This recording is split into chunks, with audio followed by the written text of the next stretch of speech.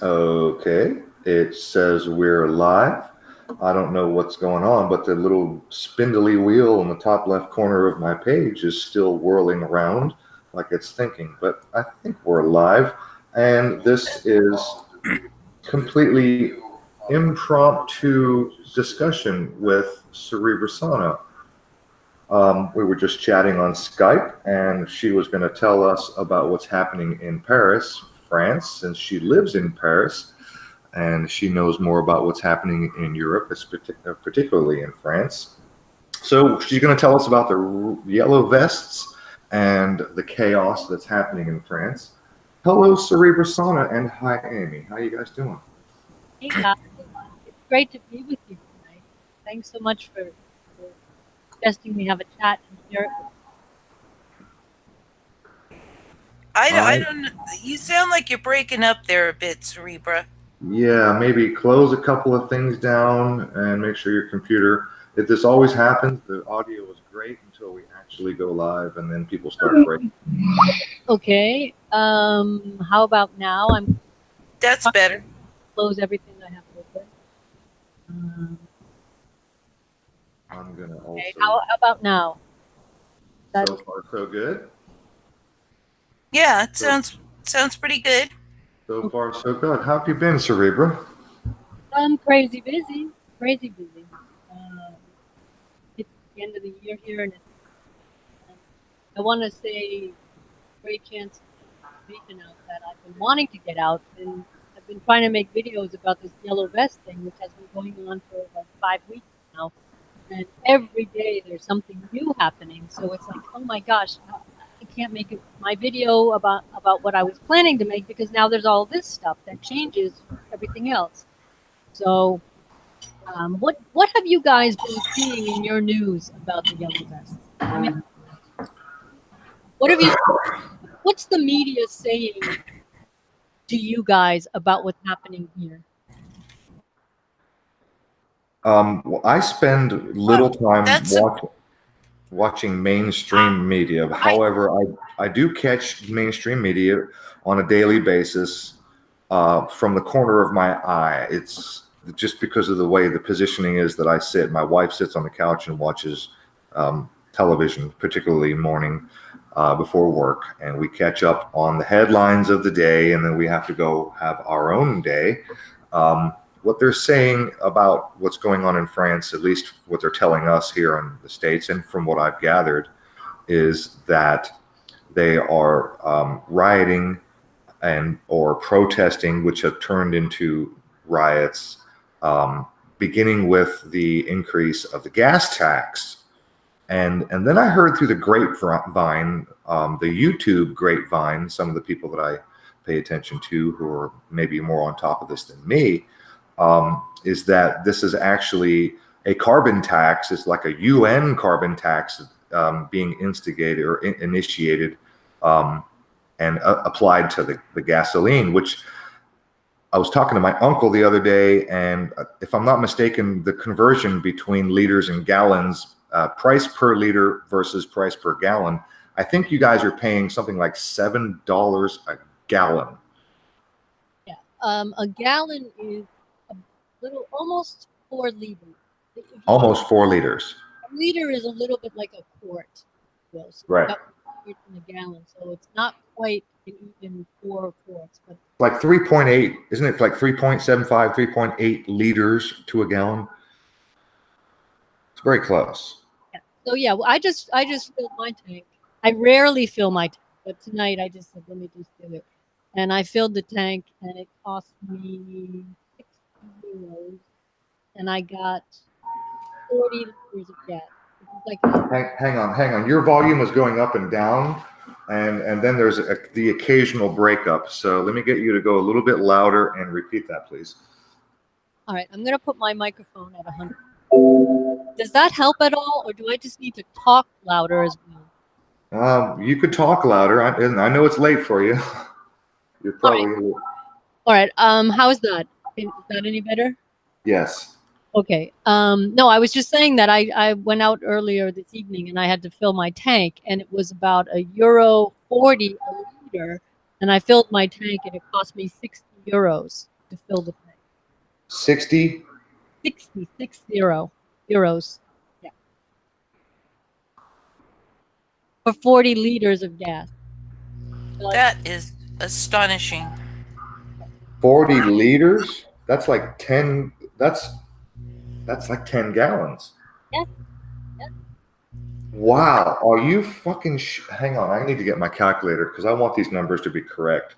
But seriously, if a liter is a little bit more than a quart, or just slightly under. No, actually it's slightly more, right? So it's like 3 point. Slightly under. I don't let's do a conversion real quick.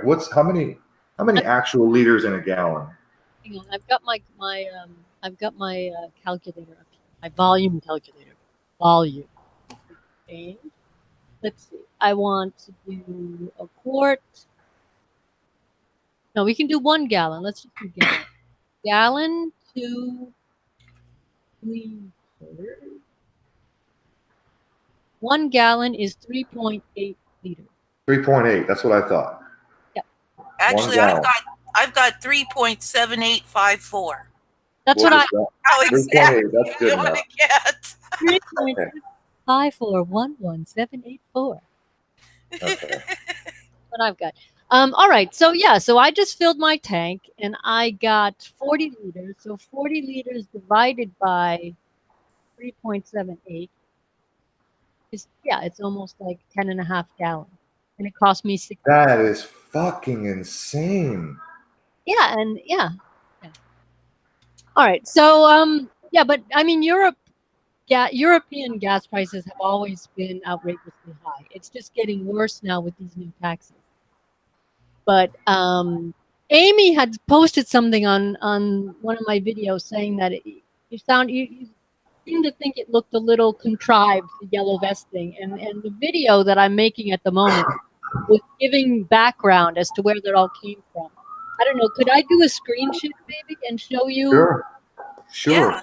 By the way, I just want to point out that at today's present euro to dollar rate, you paid $67.80 for a little over 10 gallons.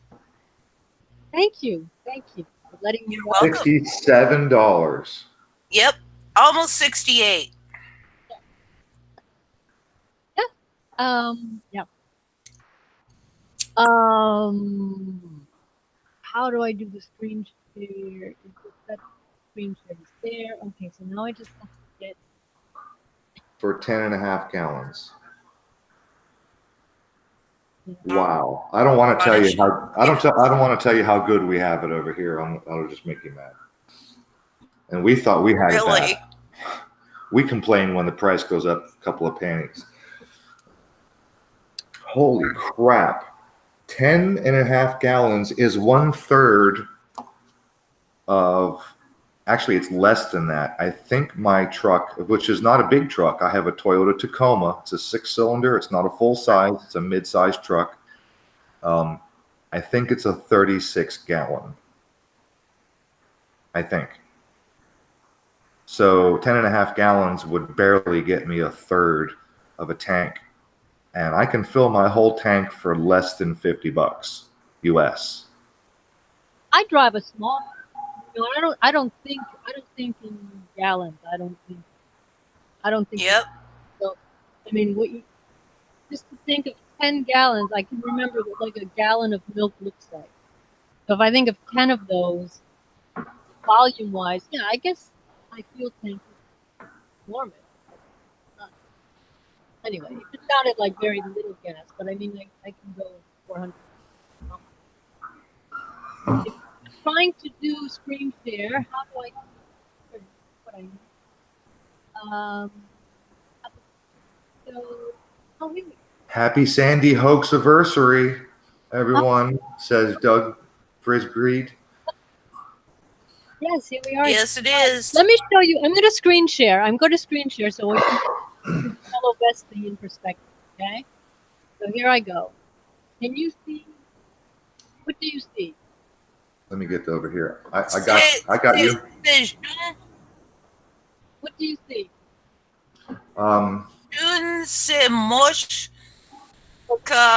Ne va avec rien. Okay, Mais all right. We'll let Cerebra tell us. Go ahead. What is this? What's it say? We got your screen. Okay.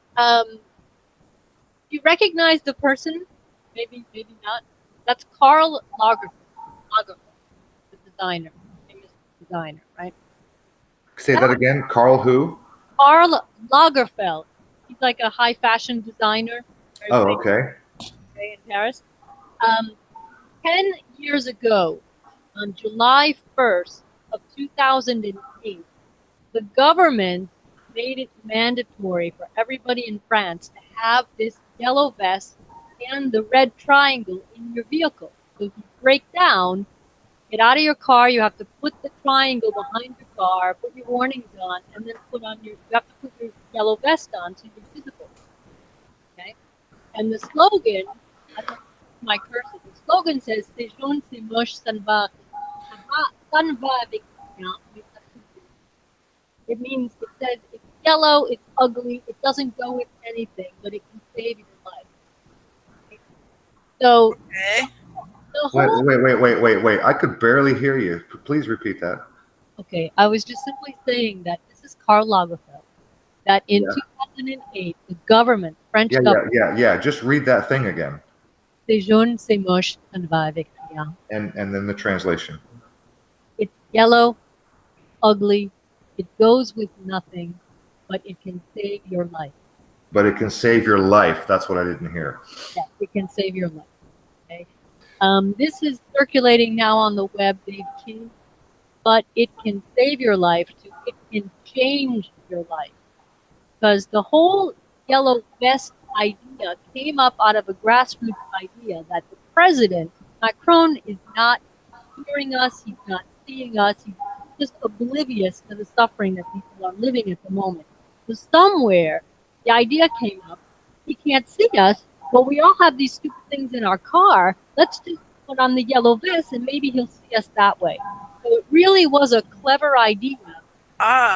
And there was nobody has to go and buy it or whatever. We've all got Oh, really? So Okay. we all have them in our cars. I was hearing, and I swear I can't remember right off the top of my head who I heard it from, but somebody was saying that they were handing out vests. Well, yeah, they are handing out vests. Yes, they are handing them out to people just to like say, come join us. But legally, everybody, if you're a driver, you have to have one in your car. I have one. Okay. So who's handing them out? The yellow vest drivers, because the yellow vest demonstrators, because the way this thing started. Wait. Hang on. Where did they get all the extra vests to just hand out to random people?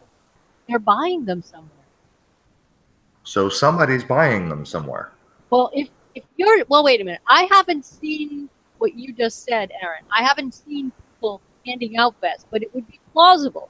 Because when I got stuck in one of their blockades, because the first weekend they announced the demonstration, their first demonstration was the weekend of 17th November. Okay? And they announced that they were going to take to the street for the first time to protest against the gas tax. Right? And the way they were going to protest, because this is nationwide, all right, it's not just Paris, it's all across France. You were to put on your yellow vest and go to a roundabout or an intersection, somewhere where there were lots of cars, and they would be blockading the zone just to say, look, stop, we're here. Do you see us? And it was an odd kind of thing at first for me, because I got stuck in one of the blockades. And so they just decided to block traffic? Yeah, they blocked the traffic, to draw attention to them. And it was peaceful. It was a little freaky what I saw, because it's a blockade and you're like, well, sure, isn't that illegal even in Europe? I mean, I know it's illegal here. You can protest, but you can't stop other people from engaging in their daily activity. Like, you can be arrested for blocking a doorway. Yeah, well, the way it works here is like when the taxi drivers were pissed off against the Uber people and things like that, they do what they call they do a mouvement escargot, a snail drive, where the taxi drivers just get in their car on the highways and they just like drive at like 2. Sure. Okay, that's okay. I understand. We had a similar thing here with the truckers. Right. So the idea of the blockade is that they temporarily stop the traffic and then they'll let you go through, and then they stop it again. They let you go through. It's not like you're blocked forever. It's just that they disrupt the free flow of traffic. Sure. Point. Well, and I mean, I'm all for protest, but that is actually still, considered illegal when you block people. But go ahead. Yeah, I understand that. So the first blockade I saw, it was at a roundabout in Brittany, and they were dropping like tires in front of the cars.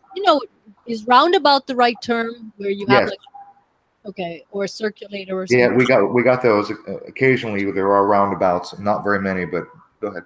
We have tons of them here in Europe, and so they would just put the tires in front of the cars as they were entering the roundabout, and then everyone would sort of wait, and they were coming around and talking, like they were trying to inform people about what was going on, and they were also hoping to see yellow vests in the cars that were traveling as like a sign of solidarity.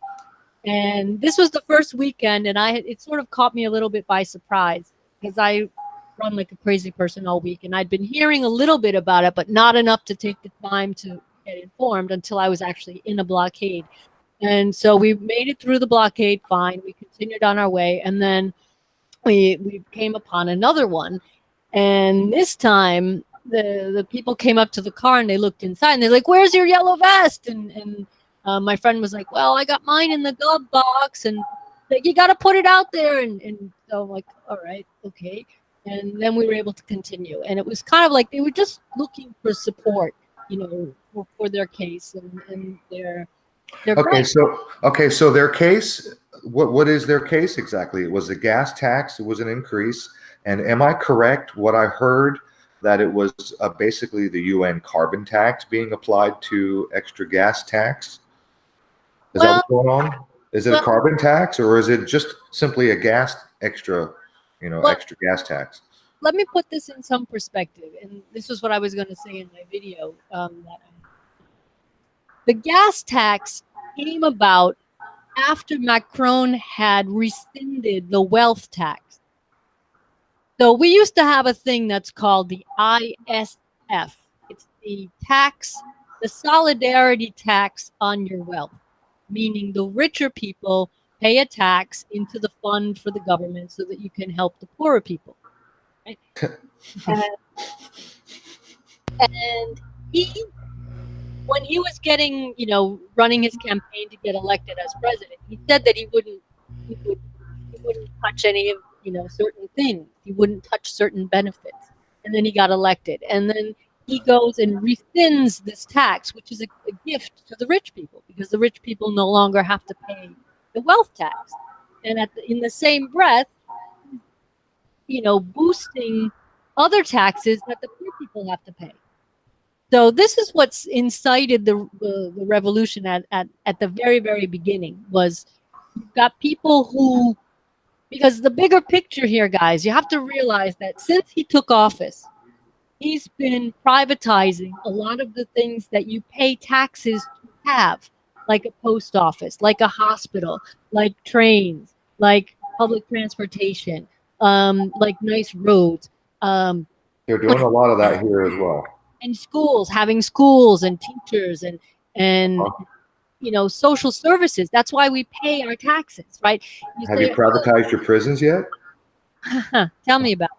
No, but so what I'm saying is you've got people who I live in Paris. I can take the metro wherever I want to go. I also have a car if I need to go someplace where there's no transportation, all right? But I don't drive my car every day. I don't need to.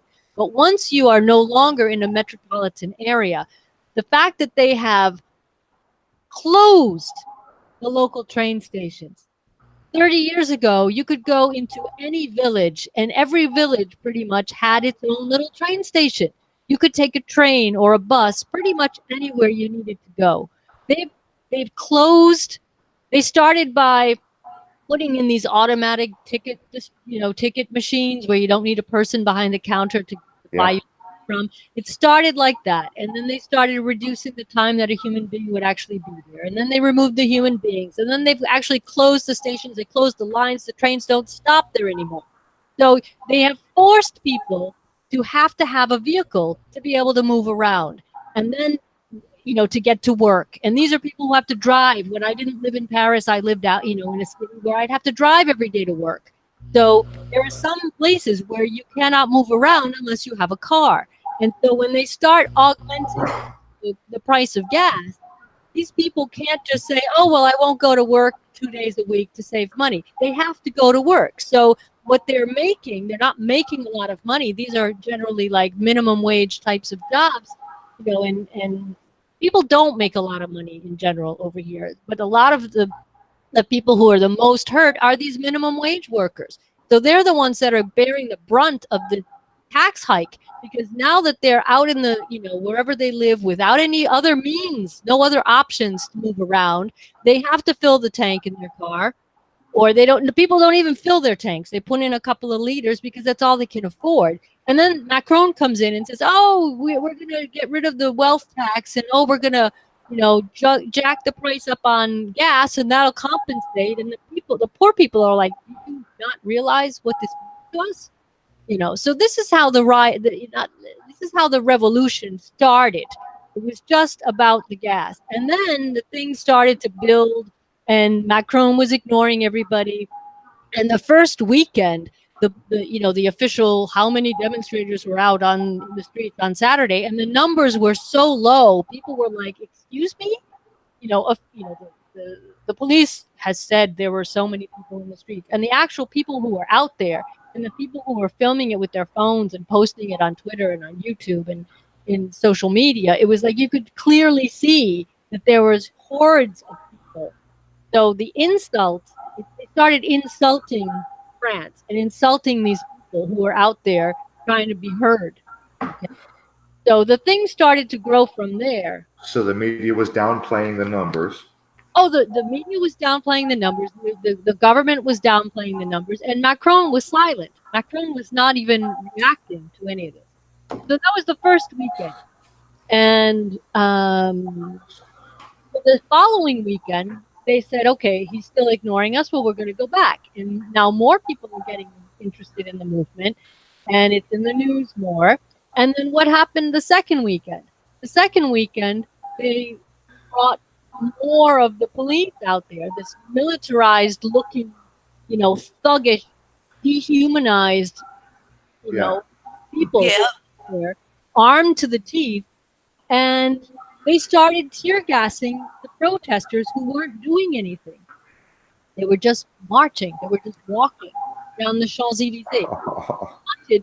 Let me explain. They had wanted to go and protest at the Place de la Concorde. I don't know if you know the Place de la Concorde, where they used to have the guillotine. Okay. It's not far from the palace, because they're not. Okay, so the old public beheading square. Right, the old beheading square, exactly. And Macron forbid them from going there. Forbid them from going there, and had forbid them basically to go anywhere in a zone that was anywhere near his palace.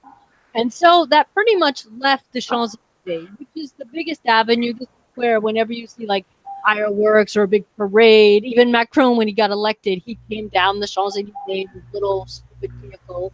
And so it's like a very famous place to have people gathering, if you will. And so anyway, so they were at and this is where the Arc of Triumph is, the big roundabout, the Arc of Triumph. It starts there, and it goes all the way down to the Place de la Concorde, okay, where there's the obelisk. So they started at the Arc of Triumph, and they were walking down the Champs-Élysées, and the cops were all there. And I saw this on live television. They were just walking, and they were getting closer to where the cops were. The cops were close to the Place de la Concorde. Like, you know, guys, you're not, you know, children, you're not going in there, right? And they just were walking towards the cops, and I saw the first tear gas get thrown at them, and I'm like, oh my God, they just threw tear gas bomb at the peaceful crowd. Okay. So I was blown away when I saw that. And this is how things started to degenerate. And then they bring in the people with the thugs who are going to break the windows, and they're digging up the stones in the pavement, right? So they can throw, and things start to degenerate. And you know, you just look at the peaceful protesters; they weren't the ones who were doing the damage, the vandalism, and all this stuff. But the people were wearing the yellow vests. Okay, now it has just come out this week that some of the cops are speaking anonymously to certain types of press outlets, and they're saying we had orders to let the thing degenerate and to provoke the people because they wanted to try to drum up anti-yellow vest sentiment. They were trying on purpose to turn the people against the movement, and it backfired royally. Okay, because people could see that these thugs were beating up normal people. Okay, they were dragging normal people off to jail or to the police station where they're questioned and, you know, processed as if they were criminals. And yet the people who were doing the real damage miraculously are seeming to escape any sort of difficulties of that nature.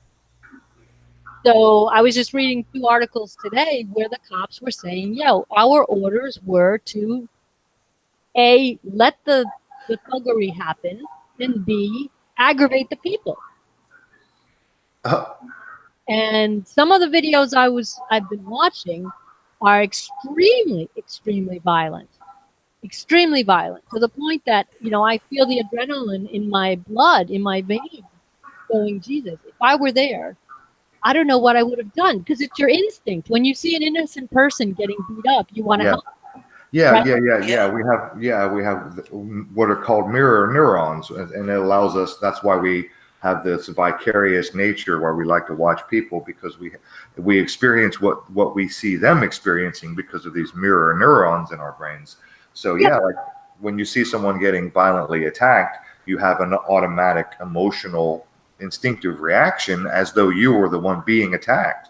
Yeah, but what I'm saying though is if I were there and you see somebody getting attacked, I would want to go try to help that person, and I would. Sure. It's the self-defense, right?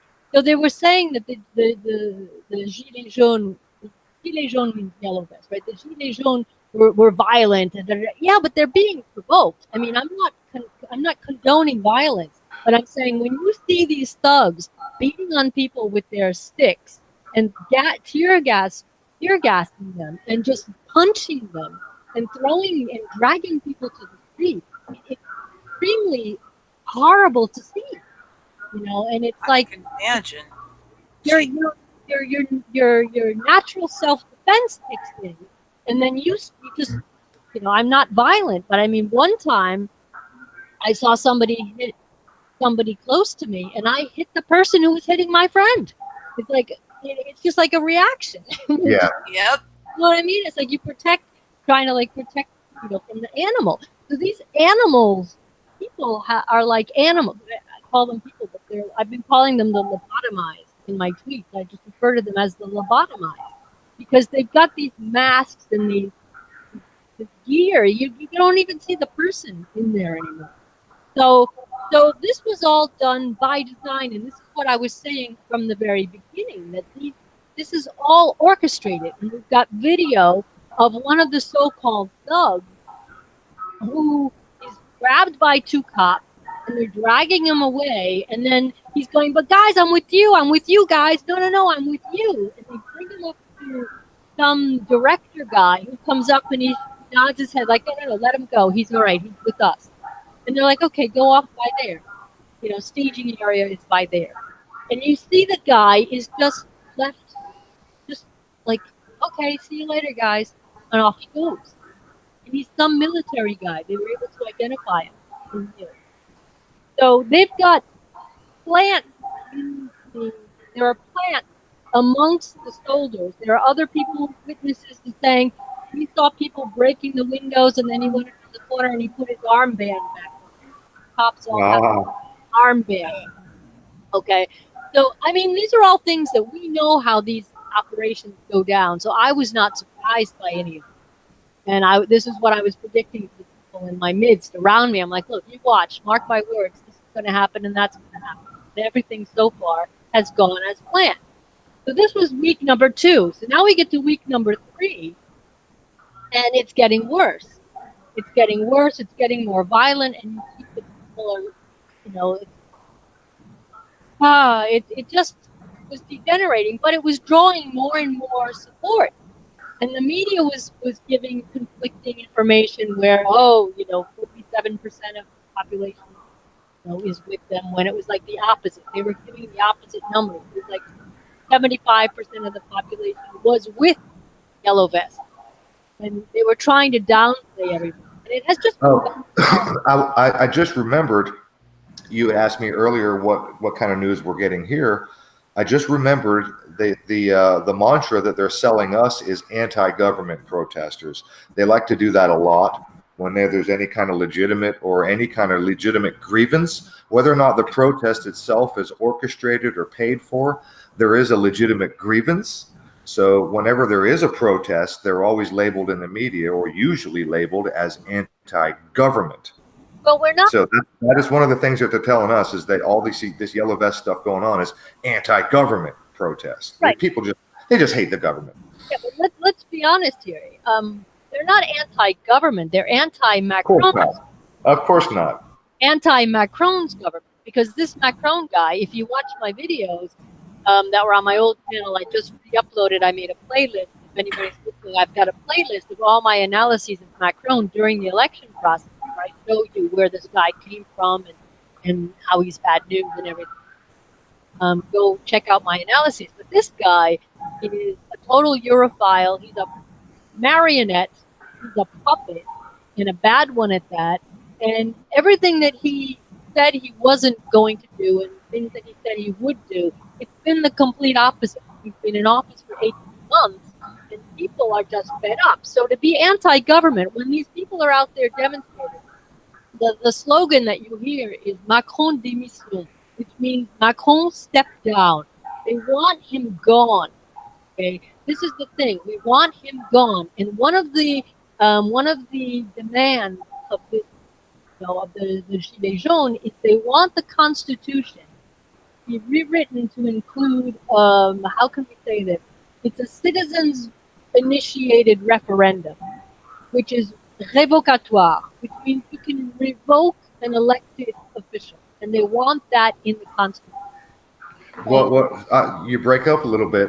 They want it in the Constitution that they can revolt and no, revoke, like revoke, not revolt, revoke an elected official, because you can organize a referendum. They who? The citizens of France. The citizens can revoke an elected official. An elected official. The citizens can revoke an elected official by referendum. What they want written into the Constitution is the ability of the people. So it would be like a no confidence vote? No, not even that. It would be, we're going to have a referendum, guys. We're going to run a referendum, and it's a 2-question referendum. Do we want to evict Macron from the Élysée palace? Like, do we want Macron to continue to be president? Yes or no?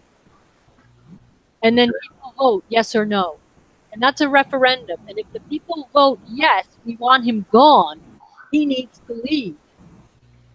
All right? And it doesn't have to be just the president. You can change laws. We don't like this law anymore. Sure.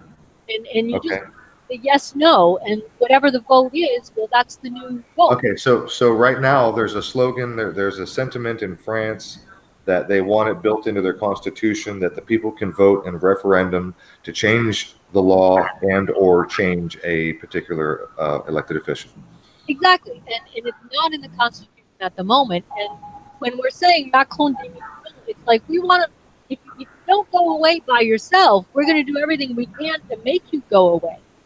Right? Because in other situations, similar situations, presidents have, for example, they'll change their prime minister, or they will dissolve the General assembly, the National Assembly. They'll do things, they'll change their government when they realize that the people don't agree. This has happened. It happened with Iraq. It's happened in the past in situations where the country has, voiced its concern about something and the government has reacted. But in this case, Macron being remotely controlled by Brussels and Bilderberg and all the other puppet masters, he is just A, staying out of the limelight, B, saying stupid things that he's told to say, C, ignoring the people. So he's not leaving of his own volition. All right. So the movement, his strategy has been to call in his riot squads. Last week we got the tanks. He rolled out tanks into the center of Paris. Okay. Hang on, let me just see. Let me just stop sharing. I'll go get that for you. Let me just go get that other image for you. Oh yeah, no, it's a circus. It's a complete circus. Here we go. Here we go. Now I have to go back. Here, application. Okay, what do you see now? Let me go to the other page. I was trying to watch the chat, but I see a couple of what we call those armored vehicles. Right. Well, this word that's circled in red, blende, means an armored vehicle. But they kind of look like tanks. And yeah. I mean, these things, they said they weigh between 13 and 14,000 tons. No, they're not 14,000 tons. They're probably 14,000 pounds. They said tons. Maybe 1,400 tons. Well, I heard. Okay. Well, whatever. That's they're heavy. They're heavy armored vehicles, and those are war machines, really. Yeah, exactly. They're not meant for the downtown Paris, right? So this was what happened last week. In addition to the tear gas bombs, the flash balls, they were shooting at people with flash balls. So far, we've got 4 people who have lost eyes. People have lost eyes. People have lost hands. People have been shot and seriously wounded. People have died. This is serious shit. Pardon my French. Okay? Now, I tweeted this because in French we have an expression, in English when you say you have to call a spade a spade. Yeah. In French, we have the same expression, but we say you have to call a cat. Okay? And cat is C-H-A-T. And tank is C-H-A-R. And they sound very similar. Okay? So I tweeted, you have to call a tank, okay? Because that's what these are. So the whole intimidation thing went up about 10 notches last Saturday when these things were rolling around the street. And the people continue to get beat up, and the flash balls are flying, and the grenades are flying, and the thugs are breaking windows and whatnot, and you've got the gilets jaunes who are going behind the thugs, picking up the motorcycles and putting them back up, straight again, and putting back, because the stores blocked their windows with they board up the windows. They were trying to put the boards back up and stuff. So I mean, it's really a circus. It's a circus. So that was last weekend, and then last weekend our president said that he would make a speech the following Monday. Okay, so are you guys there? Yeah, I'm here. Okay, sorry. I think I'm probably rambling, but I hope you can follow. No. We're all dying to know the inside scoop of what's going on, because the shit that they're giving us in the news, we all know it's garbage. Yes. Let me backtrack. Let me just backtrack. I was going to try to bring you back, but you backtrack first, and I got a couple of questions I want to follow up on. All right. Well, we're coming to the climax of what just happened last weekend and what has happened this week. No, actually, what happened this week. But I wanted to backtrack to the very first weekend because I have contacts pretty much all around the world. And some of my contacts were clueless as to what had happened the first weekend. They didn't know anything about it. And I thought, well, that's really weird. Some people do know about it and some people don't. And, you know, because when bad things happen or, you know, terror strikes, it goes around the world like like flash powder, right? Everybody knows all around the world. But yet this yellow vest thing, because the government wasn't really taking it seriously. And so then the second week, everybody was talking about it. And the Eiffel, not the Eiffel Tower, the Arc of Triumph got graffiti, right? And they were saying there were people climbing on stuff and they were, you know, graffitiing, you know, a monument, a national monument, and that they were trying to like upset the tomb of the soldier and all of this stuff. And I'm watching the coverage going, this is so orchestrated. I just hope people realize that this is orchestrated.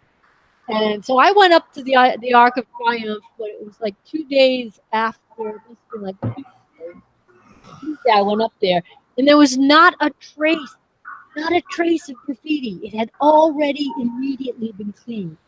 Immediately. Everything, I walked around the entire place. I took all the photos, not a trace of any graffiti anywhere. So they immediately cleaned everything. And Wow. yeah, it was immediately cleaned. And then one thing that I noticed, one of the people that was on one of the TV sets, because, you know, the way I watch the news and I'm constantly like immediately searching. Okay, when they put up the person's name, I instantly search like, who is this person? And they had one guy who actually worked for like some sort of monument restoration, but they don't present him as that at all. So I'm wondering, did this guy's company get the job to go remove graffiti? Who knows? Who knows? So anyway, I was just amazed to see that all of this destruction that the media had been talking about 2 days previously, that, you know, the paving stones were gone and all this stuff. I walked the entire Champs-Élysées from Concorde all the way up to the Arc of Triumph, and all I could see, and I took the pictures of it, all I could see was roadworks. There was roadworks in progress with like, hi, here we're renovating the heating system of downtown Paris. So they were already tearing up the road to do roadworks. So I'm like, well, this is interesting. So I didn't see any signs of the damage that they were showing on TV, which I thought was odd. And then we just went crescendo, you know, from one weekend to the next, up to last weekend when they rolled out the tanks. And now everybody's hearing about it, right? As soon as it started to get like, the thugs were given free reign and they called out the riot squads and all this stuff. All of a sudden, it's in the news around the world. And that's where you start to see how the orchestration, they're using a real, and this is what I was telling everyone in my midst, the grassroots event is very real. And the government just remembered that mantra, never let a good crisis go to waste. Sure. They've totally seized on this occasion to throw fuel on the fire, to get the people up in arms. And they were trying to get France to turn against these demonstrators. And it failed because the people support them, because everybody is suffering from these measures. And Macron has just proven himself to be a complete puppet liar. And so we've had enough. So last Saturday, we heard that the president would speak on Monday. He spoke in a pre-recorded statement for 13 minutes. Okay, gotta love that. Spoke for 13 minutes, read his teleprompter, and in my video that I was making right before he spoke, I predicted what he was going to say, and I was right. And he came out and he spoke of the violence, that the violence would not go unpunished, speaking to France as if we were children, and expressed some concern about, yes, I've heard you, and here's what I propose. And then he comes out and he outright lies. He says, we're going to increase the minimum wage by 100 euros a month. Okay. And when you make minimum wage, 100 euros a month, that's a lot of money to somebody, right? except that that's not what it is at all. It's not what it is at all. And he was actually talking about increasing, it's sort of they call it the activity bonus. You have to work a certain amount of hours per year to be entitled to this activity bonus. And it's a bonus Jesus Christ. they give to poor people, right? And Yeah. I can tell you from personal experience, there was a couple of years recently, I wasn't even entitled to the bonus because I hadn't been able to work enough hours to be entitled to have the stupid bonus. Okay. That's right. You weren't a slave enough. Well, you're kind of a contractor, right? You don't work a straight up 8-hour day like the rest of us. Well, listen, I am a contractor, but the point is that when you're a contractor and you don't make a lot of money, you are still entitled to a certain benefit. They call it RSA. It's like a minimum revenue that you're supposed to. It's like 400 euros a month or something like that you're entitled to if you make under a certain amount of money. But in order to get the bonus that the guy was talking about, you have to prove that you've worked a certain amount of hours. And sometimes there was I think it was 1 or 2 years, I didn't have enough. It's not, I'm saying hours, excuse me. I'm saying hours, but it's like I don't work. I am a contractor, so I bill my client. I hadn't made enough money. Let's put it that way. I hadn't made enough money to qualify for the bonus. That's how little money I was making. Okay, but I'm not a chômeur. I can't be an unemployed when you're self-employed. Does that make any sense? Yes. Right, because when you're unemployed, it means you were a salaried worker for a company, and the company said, we don't want you anymore, so now you go and collect unemployment. Sure. Yeah. I'm not. I know it's a little bit of a gray area for if you're not a contractor, if you don't have never spent time living that lifestyle of being a contractor, and you're one of those people who just had a job, an 8-hour regular salary job all your life. It's kind of hard to differentiate between someone like you and I who is self-employed, who gathers their own work, finds their own work, does their own work, employs themselves, and earns their own money. And sometimes I'll spend 2 or 3 weeks with nothing to do as an income, and sometimes I work 7 days a week for weeks in a row. You know what I mean? So exactly. I mean, go ahead. Yeah. So you're absolutely right. When the whole unemployment, the downsizing and let's go hire people in India and all of that started happening, the delocalization of companies, there were lots and lots of people going on unemployment, and the government came up with this thing, why don't you become an auto entrepreneur, right? You can just, in 3 clicks, they set up a special website. In 3 clicks, you can be your own boss and make So, it was a way, at the time, it was also serving the purpose of not having people get paid under the table. So it was another way for the government to be able to tax people who otherwise would have been working under the table kind of thing. I am not in that category. I'm a full-fledged freelancer. I don't have that statute. But the point I'm making is to go back to what Macron was saying, in the guise of saying, okay, I'm going to pacify you people, I'm going to give you 100 euros more per month. That wasn't at all what he was saying. And the people figured that out immediately. So the bonus that he's referring to isn't even accessible to the poorest of the poor, who are the people who need it the most. Okay, so that backfired royally on him. And then the other measures that he mentioned were simply things that he had already planned in his program from before he got elected, or 2021 or down the road he was going to implement things. So he just upped the calendar a little bit. So there's nothing in what he said that was, shall we say, thought up because of what was happening in the street. It was just him going along as scheduled, basically, a little ahead of schedule. So that all backfired on him. And everyone was talking about how bad a performance he did and how overly coached the man was and how unrealistic and how unconnected he was from French society. That the following day, the down people, the following day, which was Tuesday, which was the 11th of September, the 11th of December, what happened at 9 o'clock or so in the evening? A terrorist attack in Right. the market. Yeah, I was going to ask you about that. Yes. So I'm just trying to show you the procession of events. Sure. Yeah. Go ahead. Got the epic fail. He sends in the tanks. It didn't stop the protesters. Fuck your tanks, excuse my French. The protesters weren't afraid of the tanks. They stuck it out.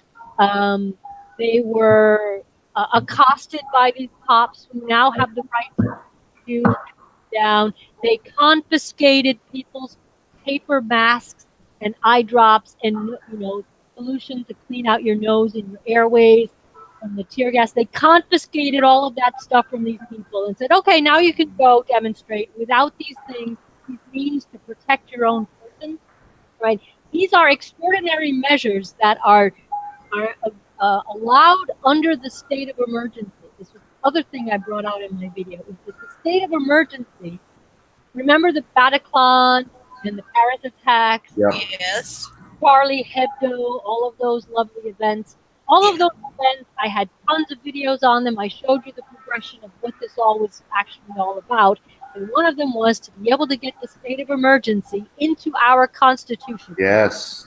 Yes. I remember that. Yep. We live under martial law now. They've written these measures into the Constitution. They were saying that they were protesters. Like I said, this is a national movement. But there are people who want to be in Paris to come and be with, the people in the capital of the country. And they were stopping people, getting off certain trains, arriving in Paris, going, these guys, I don't feel too good about these guys. No, you can't go demonstrate. Go back. So they turned away demonstrators on the presumption of maybe they're going to do something you're not going to like. God. You're guilty. You're guilty before you've even done anything. All right. And this is what it means to have the state of emergency written into your Constitution. They can pull these kinds of stunts on people. The civil liberties are pretty much out the window. So, so all that to say that coming back to Macron pulling out all the stops last weekend, having that fail miserably, he goes on television, live television, with a pre-recorded message, coached like an idiot. That fails miserably. Well, Wait. Is that where he says they hate us for our freedom? Is because I wanted to circle back to that. No. I'm not there yet. No, Go ahead. All right. Go ahead. He didn't say that. So what happens is 24 hours later, 24 hours after his epic fail on television, they instantly, breaking news. There's been a shooting in the Strasbourg Christmas market, which is a very famous Christmas market. And this is going to remember, if people who've been paying attention, we had the Christmas market shooting in Berlin. Remember that? Yes. Yep. I'm sorry, not a shooting. The truck rampage. Yes. That was back when it was very much in fashion. We had the new attack with the trucks and then crazy trucks going all over. Right, that was back then. And that was in fashion. So now we're back to the lone shooter. We're back to the lone shooter in a Christmas market, and they can't find him. 2 days previously, we've got all of France's best armored, best brainwashed soldiers all over the place, and now they can't find a lone gunman in the city of Strasbourg. Okay? All right, this was just to show you the absurdity of this thing. So all of a sudden, Strasbourg was on lockdown. Strasbourg was on lockdown immediately. I was watching this live. They've got all these eyewitnesses who didn't see anything. Remember the eyewitnesses? Yeah. The eyewitnesses who don't see anything. We're on the phone now with Marguerite, who saw the whole thing. What did you see, Marguerite? No, I didn't see anything. The police. I heard it. Yeah. police just came up and said we had to close all our shutters and drop them. Okay, so Marguerite, you didn't no hear anything. No, we've just been locked inside the restaurant. And all right. Yep. Right. So, and then the next witness. Now we've got Manuel on the phone. Manuel, what did you see? Oh, I just saw a lot of people running. Okay. Eyewitnesses who don't see anything. Oh, I just saw a lot of people running. And then you have somebody who finally says he saw the gunman, and his wife has an asthma attack, and they can't run away as fast as they would have liked to. And what is the name? What's the name of this guy? Wait a minute. Let me go get that. Let me just go get that because that's a classic. That's a classic. Hang on one sec. Get this. Go back to your screen. I mean, it's just, you can't make this up. Okay, what do you see now? Hang on, let me switch. I see a man with a woman in the background. Okay, this is I don't speak Spanish, so you have to translate. This is the guy. This is the witness who said he saw the shooter. This is Okay. the witness who said he saw the shooter.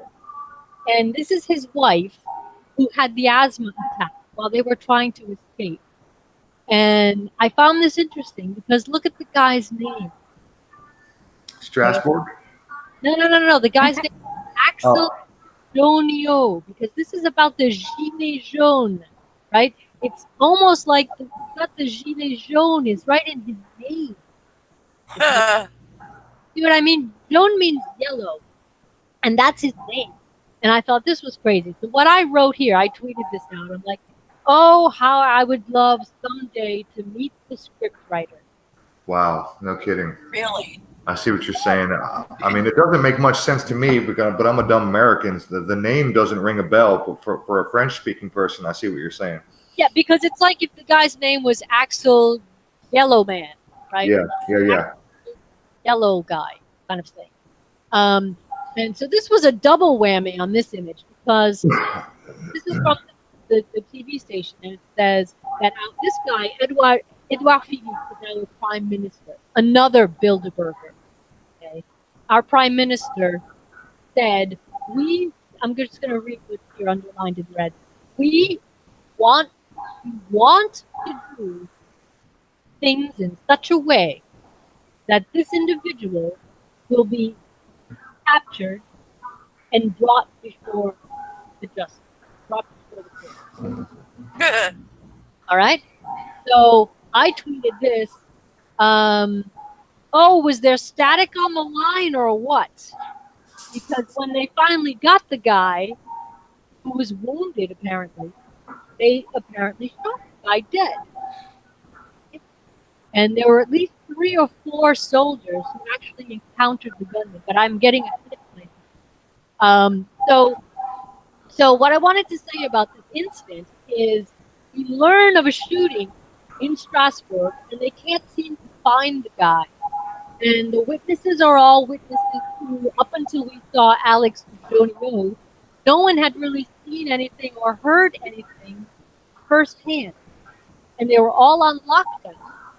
So nobody, and the police apparently were going down the street saying, close all your shutters, and in France, all your windows have no shutters. We wanted everybody to close to see what was going on. And everything that I was seeing was confirming to me things we've already seen. Bad déjà vu, that we've already seen. So this went on the Mad Manhunt went on for 48 hours from last night. And of course, the Christmas market was closed down because you can't have a Christmas market in the center of town when you've got a crazed gunman on the loose. This was the phrase, there's a gunman on the loose. Don't come out. There's a gunman on the loose. And they said they had searches out everywhere. Maybe he's gone off into Germany because Strasbourg is right on the border with Germany. Maybe he fled the country, and which raises questions about the open borders. And I mean, this is just like a spectacular kind of thing. And then, so after 48 hours, again, I'm just sort of, people, don't you see the irony of this? That Macron is waving his military might And now you can't find a lone gunman with all the surveillance, Yeah. all the surveillance cameras that are out there. Just you can't find the guy. It's getting weirder and weirder and weirder. And then it starts to come out. All the stuff that starts to come out. He was known to 30 services. He was 29 years old and he had 27 convictions. And he was known as a robber, and he was known as this, and all of this. He was radicalized in prison, and all of the stuff that you just hear, and you just go, "Oh my God!" You know, if this were the case, and then the weirdest of the weirdest is the morning, meaning Tuesday morning, before he goes to the Christmas market later that afternoon. The cops are at his house to search his house because of a robbery. They're at his house? They went to his house to search it in relation with regards to some sort of robbery. They said that he committed some sort of robbery, and so they had to go to his house to look for evidence, like a warrant. Right? When your house gets searched, and they apparently a robbery that he potentially committed. Yes, because this is a guy who's 29 years old. So he was a suspect in a robbery, and they went to his house with a warrant. Yes, and not just the regular old cops from the village. There were high-level police who don't go to this kind of event. So it was getting suspicious already. Like, why is that grade of cop? So you're saying high-level police officials were present at the search warrant? Yeah, with the regular cops from the center of Strasbourg. Okay. That is unusual. Have like your municipal police. It's not a standard, warrant. So okay. No. What I'm saying is, your standard police would go and search your house in the town wherever the guy lives. Okay, so there were supervisors and high-level people that were on scene at the delivery of that warrant. When they were searching his house. Yep. This is. I'm just telling you what the news is telling me. All right, I'm just trying to translate into American language because I understand what you're saying. So they served a search warrant on a robbery suspect, and it was this guy. Yeah, hang on. I just don't want to serve the search warrant. I can't say that that's how they did it. What they said was they do a 50. Oh, honey, I'm really sorry to keep telling you, but your audio is not all that clear. You're breaking up a little bit. Okay, well, I'm holding the mic right to my mouth, so I don't really. Okay, well, it's just kind of breaking up some. Okay, sorry. I'll talk slower and more. The fact when you say they served a warrant, that lets you think that there's somebody there who accepts the warrant. And what happened in this case is the guy was not there, which is even weirder because you're supposed to be in the presence when your house is searched. You're supposed to be there. Well, not here in America. If they have a warrant, then that gives them legal access to go enter someone's private property, whether they're home or not. Yep. Well, I'm saying that what they told us here was when they showed up at this guy's house that morning, they didn't get him for whatever reason. They didn't get him, and then a few hours later, he goes on his rampage in the center of town at the Christmas market. So it just was something really strange. I'm just trying to point out that it sounded extremely strange. I'm stopping sharing and get another image up here. Bear with me. Yeah, here I can show you.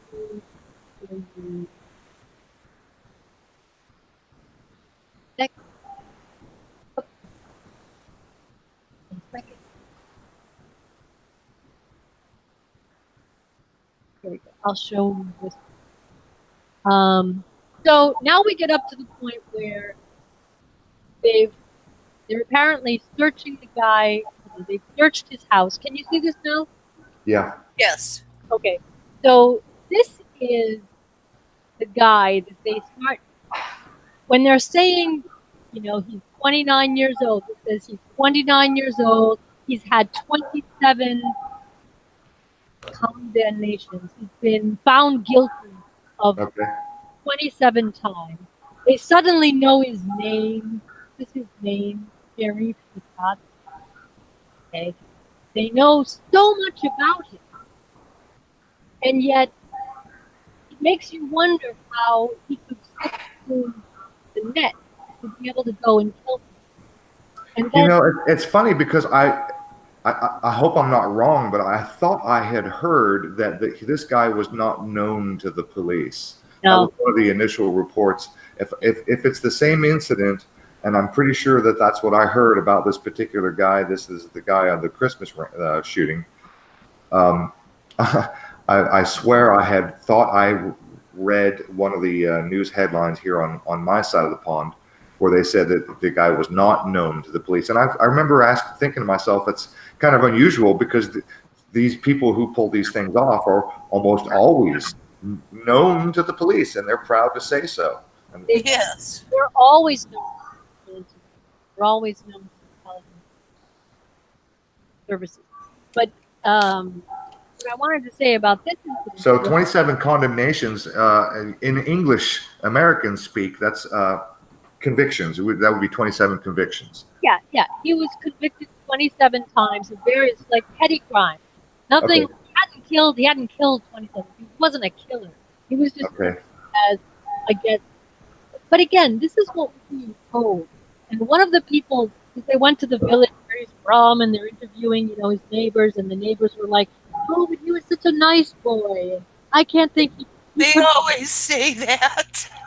Yeah, but I mean, when you hear things like that, he was such a nice person, and I can't imagine him doing things like that. If it is him, he couldn't have done it by himself. Right. So then that's like, oh, did he have accomplices? Let's find the accomplices. The whole terror, like, be scared, France, you must be scared kind of thing. And then you start to think, well, could he have been a mind control victim? Could he have cut a deal? You know how we saw with like Sandy Hook and all these like the girl in Texas, all of these sort of false flagish kinds of events. We found these people, the crisis actors, had convictions and they cut deals, to go to the cameras. So one of my thoughts was, could this have been because he apparently was under investigation for whatever it was they were searching his house for Tuesday morning? Could he have cut a deal and said, "All right, look, I'm not going back to the Cayman. I'll do what you want me to do." This is just a thing I'm throwing out there, but knowing that this is how the system works in certain cases, who knows what they did to the guy, or even if the guy even really did exist. We don't really know. I also wanted to point out in this image that there's a grammatical error. There's a grammar mistake here. Can you see my cursor? This is a spelling, this is a grammar mistake. That should be ER with no accent.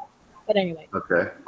And then this guy's name, Sheriff, Sheriff, Sheriff, word because when they announced last night that they had not just found him, but killed him, the other thing predicted.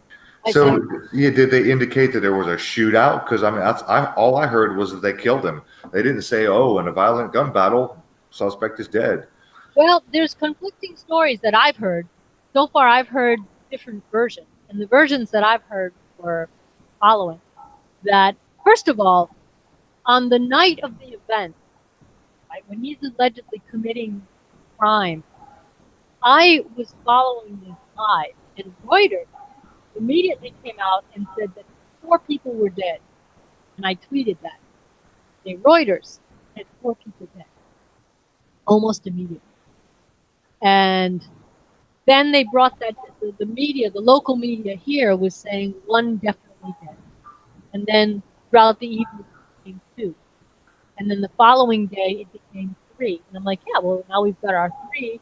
Because the numbers were like 12 wounded, 11 wounded. Like the numbers were, I was watching the numbers. So when we got to 3 dead, I'm like, okay, I'm sure the wounded, we're going to get a 33 somewhere.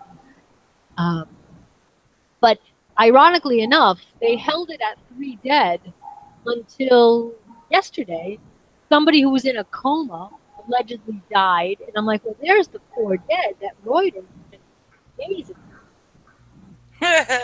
You see where I'm going with it, Yes. right? Jane Stanley, right? Building 7, we just heard Building 7 fell. Oh no, Jane, turn around, it's still standing. Yes. Can I interject something? I just want to point out that Sheriff Sherrod is a CC, where C being the third letter, I think in French too. Yep. That's your 33. Exactly. Nice shot. Well, I'll also interject, and I'll say that 29 and 27 is 9/11. Oh my God. Sorry. 9/11.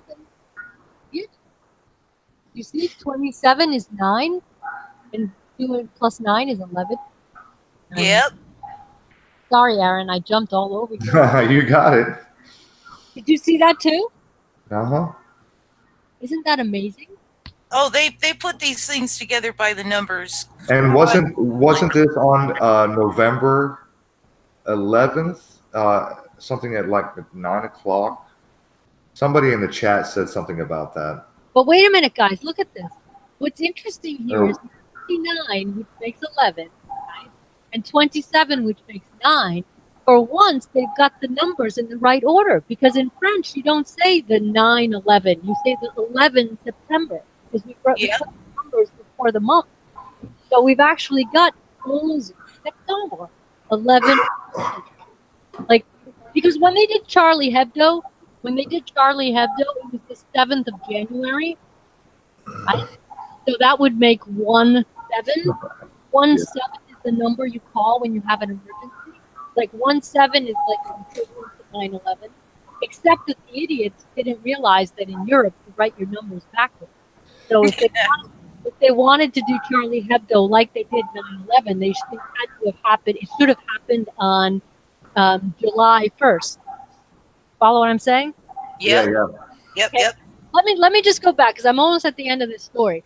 So this Sharif Shikat, right, for 48 hours, it's manhunt, massive manhunt across France, across Europe. We have to find the lone gunman. Or was he the lone gunman? We don't know. Did he have accomplices? We don't know. But be afraid. And oh, by the way, Yellow Vest really should reconsider demonstrating on Saturday. We can't have a demonstration. Right? And so the whole thing was like, oh no, France is in mourning. We can't have the Yellow Vest. The Yellow Vest have to eat, right? They have to not demonstrate. People were like, no, this has nothing to do with us. Right? And then they were trying to say, because people saw through this immediately. And social media was aflame with, this is a hoax, this is not necessarily a hoax, but this is contrived. Let's put it that way. Manufactured, contrived, etc. And then the media was like, oh, the Yellow Vests are conspiracy theorists, right? This is what they were saying. It's like, oh, social media, the Yellow Vests. I believe it. Conspiracy. It's a conspiracy, and we're like, well, gotta call a tank a tank. It's kind of like we saw through it. So none of their shit was working. So, all that to say that last night, the announcement comes down at around a little before 9 o'clock last night. I don't know the exact time, but our Interior Minister, our Minister of the Interior, called a press conference to say that yes, we're in a state of emergency here, but they can't call it a state of emergency. They're in a state of looking for a terrorist. They said, despite the terrorists on the run, despite the manhunts, we can't let the Christmas market stay closed. Letting the Christmas market stay closed would mean we cave to the terrorists who hate our way of life, the terrorists who hate the terrorists who hate our freedom. And I'm like, oh my God, audio deja vu, audio deja vu. What is this? I'm hearing Bush on 9/11. And Yes. I'm like, oh my God, he has just plagiarized. He voluntarily copied and pasted Bush's speech from 9/11 and just used it for this first event. He has 11 years and 9 convictions, right? No, but what I'm saying is the minister has essentially copied and pasted Bush's speech. The terrorists hate our way of life, right? The terrorists hate our freedoms. Bush said that when he was standing on the pile in Yep. 9/11. Right? So that right away, and the guy's reading the script, and you see his body language, very smooth. They obviously gave it to him and said, read it. So that struck me as, oh my God, couldn't be any more flagrant than that. And this, I haven't found the actual soundbite of. I haven't been able to find the entire press conference yet, but apparently he did say during that press conference that the terrorist would be found or would be killed. Okay? Which is again evocative of Building 7. Yeah. You had the fire chief that said, like, well, we heard it would come down, or we'd have to take it down. Like, in reference to 7.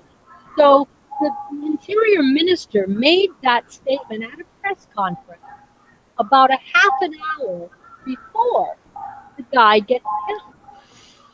Allegedly gets killed. Right?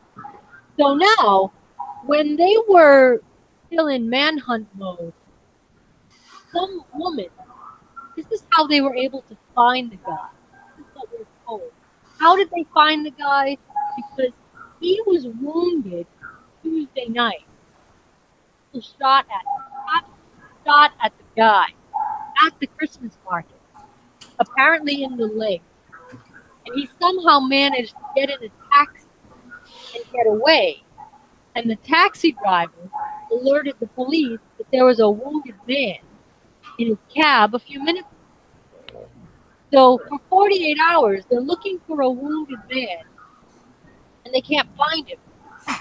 Now we go to last night, and some woman apparently walking down the street runs into some wounded man who says, you know, can you help me? And she says, well, yeah, let's call the ambulance. So she calls the ambulance, not realizing who this guy is. And the ambulance shows up. They realize who he is. The cops show up. This is what we're told. So the cops show up to a wounded man. And Wait. The ambulance shows up and they recognized him first. this is what I heard. This is what they said. So somehow the police get called, because when you call the emergency number, the police don't necessarily. The police show up if you call the police, but when you're wounded, you don't call the police when you're wounded. But when you're an EMT, an emergency medical technician, when you're a paramedic, when you're like one of those first responders, I don't know how it is in Europe or in France, but do they have like those old time flyers hanging in their office? You know, wanted. If you see this guy, call the police. I mean, is it their job to identify people for, I don't know, they look like, you know, the terrorist who just did this thing the other day? And I mean, that's very, very odd. It is odd. I don't have the exact answer to that question. I don't. It's not out of the question, but I mean. No. I said I don't have the answer. No. I just want to clarify. It's not out of the question. I mean, somebody may have recognized him because maybe I don't know. Did they splash his face on TV in France? Oh, of course, what you see on the screen here is what we've received. Okay, so it's within reason that maybe a paramedic saw the TV news and then went to work and said, "Oh, fuck, that's the guy." Right. Yeah, exactly. No. That's what we're told is what happened. So what gets even weirder though is now if the emergency EMTs called, their colleagues at the police station, told the guy, the police showed up, and this is what I'm being told, is that the police showed up, and then they say, this is the thing that caught my ear. They said the police arrived on the scene and said, stop police, stop police. And the guy turned around and shot. And so the cops shot back at him. I guess the paramedics were somewhere nearby during this moment. Well, because the paramedics showed up first. They were attending a wounded man. They called the police. What did they do? Back off and run away so the cops could shoot the guy? Because, I mean, now the cops are shooting into a crowd of people, right? A wounded man and a couple of paramedics. All right, but think about this. I'm going through the logistics in my head. How did this go down? But we missed a detail here. The cops came up behind him while he was walking on the sidewalk. So that blows the whole story of the... Oh, what? Oh, no. That kind of is like... Oh, and what adds insult to injury is they recognize him from behind. Yeah, really. I mean, and you say stop police to somebody who's got their back turned, and so the guy turns around and just starts shooting all of. Wait! I left out a detail. He had a rifle apparently, right? He apparently had a knife and a rifle, because I'm sorry, I'm sort of jumping back and forth, but if you can follow my cursor. Come on, Serebra, get your story straight.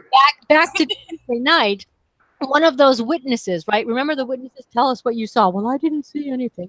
One of the witnesses who allegedly saw something, what was like one of the first people, he said that he saw a man who'd been stabbed. He saw a man who had been stabbed, and the man who had been stabbed said, he stabbed me. And that was all for that eyewitness. Okay. So the thing was, they were saying there was a shootout. The immediate information was there was a shootout at the Christmas market. And the very first person who is the eyewitness is talking about a stabbing. So I'm like, okay, guys, get your script straight. Is it a shooting or is it a stabbing? First of all. Yeah, really. Because I've got my notes are in the other room, but I don't. But so I was taking. There was a shootout at the market.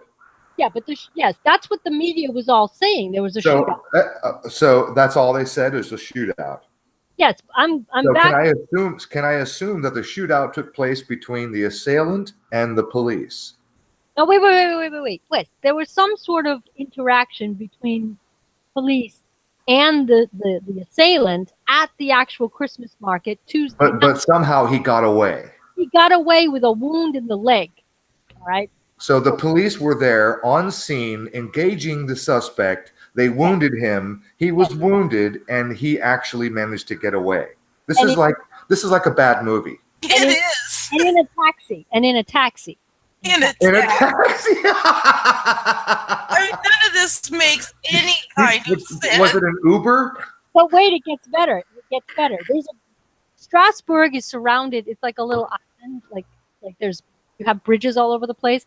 And they had blockades. They set blockades up. There were cops everywhere stopping traffic. Like everybody was getting stopped, and they were opening people's trunks because once they immediately knew who this guy was, right? Just like on 9/11, we know who the hijackers were. Here they are, right?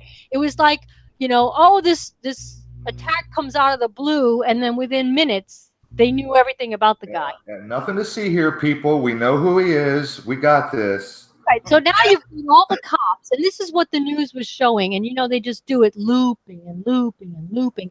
And you just had all of these cops everywhere stopping the traffic for like miles. Everything was just backed up for miles because they were stopping every car to look in the car, to look in the trunk. Is this man in with you, right? So now you've got the assailant who has somehow managed to escape the blockade and get away. So this is well. So the guy engages the cops. He shoots, and there's a shootout. He gets wounded. He gets into an Uber. He manages to get away, and he also manages to make it through the blockade. Wait, he didn't get into an Uber. He got into. I'm joking. He got into a. You said taxi. No, it's a real taxi. I just want to. If people listen back, I don't want anyone to think, "Oh, Serebra." Okay, so he gets into a taxi. He escapes a police shootout by getting into a fucking taxi. Right. Having run to be able to get into a taxi, right? And leaving a blood trail, no doubt, because he's wounded, I assume, by gunfire, not skinning his knee. Right. No. He was wounded by gunfire, and then. Okay, so he's fucking bleeding because literally, when I'm a contractor, when I cut my finger, I can't walk out the door without leaving drops of blood on the floor. Of course, you're bleeding. And so he gets away, leaving a blood trail. Oh, wait. For the first 24 hours, we're trying to assess what kind of wound he could have had. Because if the bullet hit the bone, or did the bullet just go through the flesh, he could have gotten away more easily. If it just went through the flesh, it's not that bad. But if it hit the bone, that would be more, right? We're trying to guesstimate what kind of wound this guy could have had for 24 hours, right? Or, up 48 hours. Up to, yes, 48 hours. So now to go back to the story where this woman apparently said, quite nonchalantly, that she had just seen a wounded man on the street and naturally thought to call, the EMTs, as you say. And then somehow that story became, the EMTs and the cops arrived, and then they call to him from behind, right? Which strikes me as strange. If you're cops, don't you descend on the person face to face? You got to get a visual on the guy, whatever. How do you know him from behind? Well, calling to him from behind is not uncommon. That's pretty kind of a standard procedure. I mean, that's kind of a safety thing. You're going to yell to somebody, "Hey, stop! Turn around!" This is they'll make themselves known. They're probably going to have their hands on their guns, maybe drawn. If they're really, in fear, or if they suspect they have a suspect, then they may draw down on him and then yell out to him to stop, turn around. So, I mean, it's not like they're just going to run up and jump on somebody because he looks weird. I mean, that's kind of fucked up. All right, but what gets weird here, Aaron, is that if you imagine that the guy was being treated by the EMT, how is it now that he is? No, right. We got two completely different, conflicting stories. Wait. I haven't given you the other details. He's apparently walking on a sidewalk with a rifle, because they didn't say he had a pistol. Maybe that's what tipped off the EMTs. The woman who wants to help the guy was like, "Oh my God, he was at gunpoint," and he said, "Call the EMT." So the woman who wants to help the guy, she didn't notice the rifle. No, and how do you rifle? It's like, oh, this is. Are you just happy to see me call the ambulance, or is that a rifle in your pocket? Right? I mean, it just gets so bizarre. You have to listen, active listening. You have to listen to what these people are saying and just go, wait a minute, that doesn't make sense, right? Yes. So they're saying he turned around and shot at the police, which is the quote unquote justification for them to open fire on him. But even there, I have to say no, because you buggy people with the training, right? The lobotomization training that you go through, aren't you supposed to be able to neutralize a guy, get him on the ground, do whatever you have to do? You don't just shoot, and they're not even they're very close to him. They're close enough. We're not talking about 100 meters away. They were on the guy. Yes. And it's not like they were apprehending a jaywalker. I imagine the story is that they suspected the guy that they were looking for, right? So the cops should have been on high alert, probably with their hands on their weapons, if not already drawn. Right? So, I mean, how do you get a long rifle up in the air and aim and fire before the cops take... go ahead. I'm just saying that if you are the trained cop, right? Or right. High-ranking special forces kind of guy, right? and you've got the guy, you've got eyeballs on the guy who's back to you, right, and walking. He obviously doesn't see you. And why is he walking on the sidewalk if he's being treated by EMTs? But well, let's put that aside for the moment. You've got highly trained, special forces people coming up behind the guy. You could charge him and get him on the ground real easily and put some cheeks on. You know what I mean? Like, you don't have. You could sneak up to him, right? Are you supposed to know like tactical maneuvers and shit, how to get somebody? Hey, turn around, police. That seems to me like, especially if he's apparently carrying a rifle, you don't do that. You would just kind of like jump the guy, get him on the ground, and if there's like 3 of them, right? There are at least 4 of them. It just seems to me the whole story makes no sense of how this thing went down. Now they're saying that the fact that he was wounded, it made it easier to apprehend the guy. So that's because if he's wounded, why the hell do you have to shoot the man dead if he's already like limping and weak? Doesn't it make it easier for you to just get the guy, put some cuffs on him, and start asking him some questions? No, they immediately. Well, I would ask that same question all the way back at the Christmas market when they were engaged and they wounded him at the first place. Oh, but I guess he was able to run like. They got a wounded guy and they can't catch him. He gets in a taxi cab and he gets away. He's the bionic man. No, so I'm just saying none of this makes any sense. And so now when the guy finally, so last night I worked late and I turned on the TV to get the latest, and I'm just discovering that this thing has just happened. And so here we go again. All right, now we've got Jean-Manuel on the phone. And what did you see?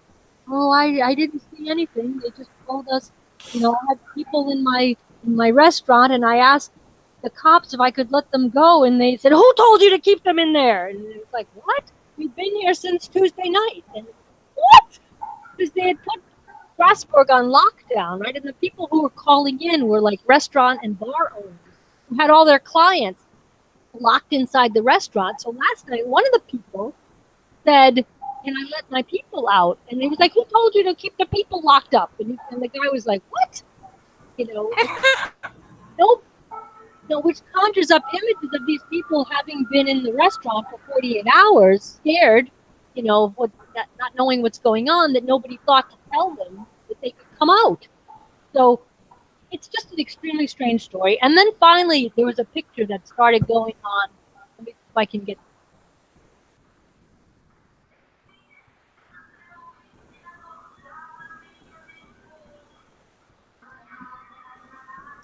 You went suspiciously quiet. Did we lose you, or are you getting something set up? He's looking for something.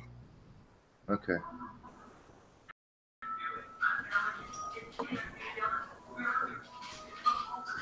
This is way more bizarre than I had imagined. I mean, our news coverage over here of this event is so scant. Yes. This is totally bizarre. Serebra and I were chatting on Skype just before I said, "Hey, shall we go live?" Because this is good stuff. A lot of people want to know what's happening in France because it's, making worldwide news. And so we were chatting on Skype briefly, and God, some of the things she was saying was. She mentioned that statement that they hate us for our freedom that was put out by the Interior. I think it was the Interior Minister or the Minister of the Interior, something like that. Okay. They hate us for our freedom. Oh. They're the terrorists, right? They hate us for our freedom. So I guess we'll take your freedom. Yeah, we'll take away everybody's freedom, and then they won't hate us. And they won't hate us anymore. That's what it is. Everybody hand over your freedom. Serebra just dropped out. That's what I thought. She went suspiciously quiet.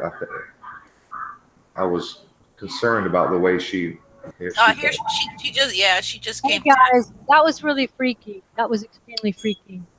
My computer completely froze. Wow. Completely froze. Well, it didn't take long. It unfreeze. Well, I had my mom and figure You out were trying to show us something a second ago, right? I was. Yeah, I'm trying to show you this.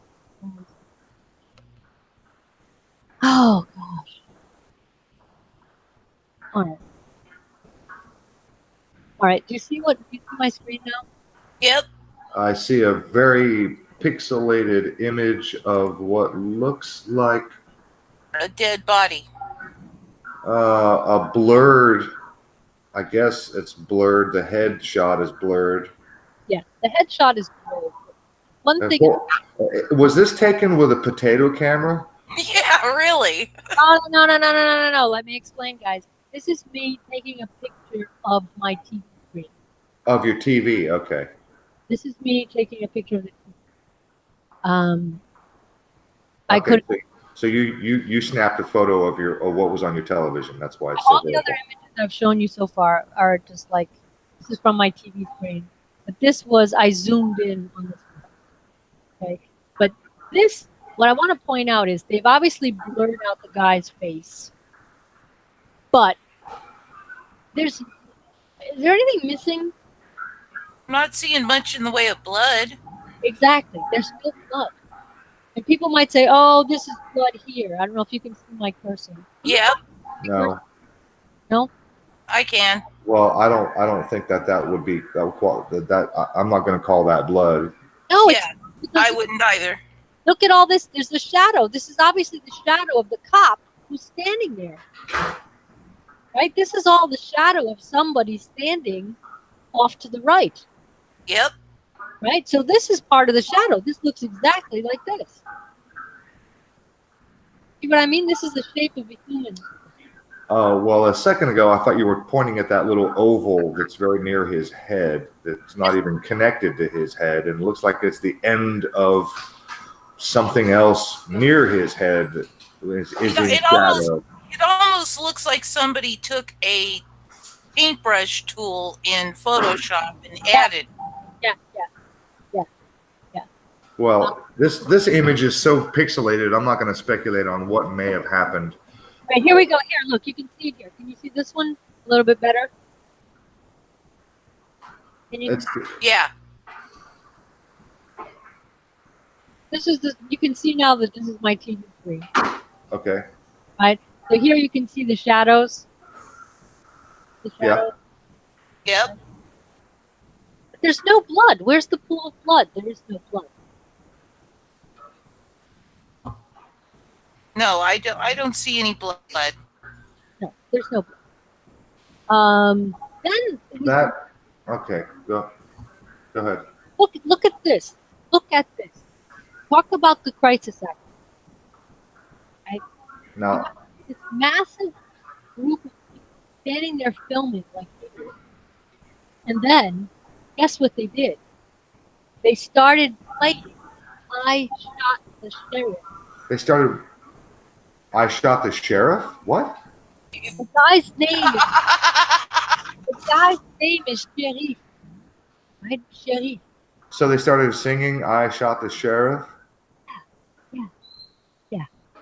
But they didn't shoot the deputy. They were playing I Shot the Sheriff. Wow. that's that fast. This person is like smiling. There were people smiling, and I'm like, oh, these are the crisis actors. You know, the extras. They brought the extras in, right? Because they're also like, stay in your house, don't open the windows, stay on lockdown, and then all of a sudden they let the peanuts out and watch. Crowd of people. You know, it's just so bizarre. So I filmed my television. Because at one point I was hearing. I'm like, am I imagining I'm hearing I Shot the Sheriff? And they went back to the set. And the people are there, like, you know, giving the commentary on what has just happened. And I'm like, they're letting that music play. I Shot the Sheriff. And then, you know, there were people, you know, they applauded. The cops arrived, and there's applause in the street that the people who just shot this guy are getting applauded. And I'm like, wait a minute. wait a minute. Well, they do that here for every one of these events. Every single time, it's the same mantra that the cops did such a great job, and thank God the police were there, and weren't they all so well trained and so well they handled themselves and so awesome, and thank God for the police, and oh, they did such awesome work. But I mean, it's so staged. And plus, what really, really bothers me about, the applause, staged or not, is people just committed cold-blooded murder. I'm really sorry. You're applauding a murderer. Because especially if you're a trained law enforcement, you have a gun, but you're supposed to know when to use it. And if you do have to use it, you still murdered somebody. Call it what you want. You murdered somebody. And I don't think anybody who murders anybody deserves any whatsoever. I agree. So this is an extremely bizarre situation. I mean, I shot the sheriff. And the other thing that when they first announced his name, I was sitting there with Post-it notes playing anagrams with his name. I'm just looking at this going, there's got to be something in these words. There's got to be something. And what did I find? I found a lot of stuff. Like, when they say he was known to intelligence services, they say he was fiché-S. Fiché means like you're in a file, like a file. Right. And you've got it right here. F-I-C-H-E. See, like the right here? Yep. The F-I-C-H-E. Right? You got the A. I mean, it was very strange. And then,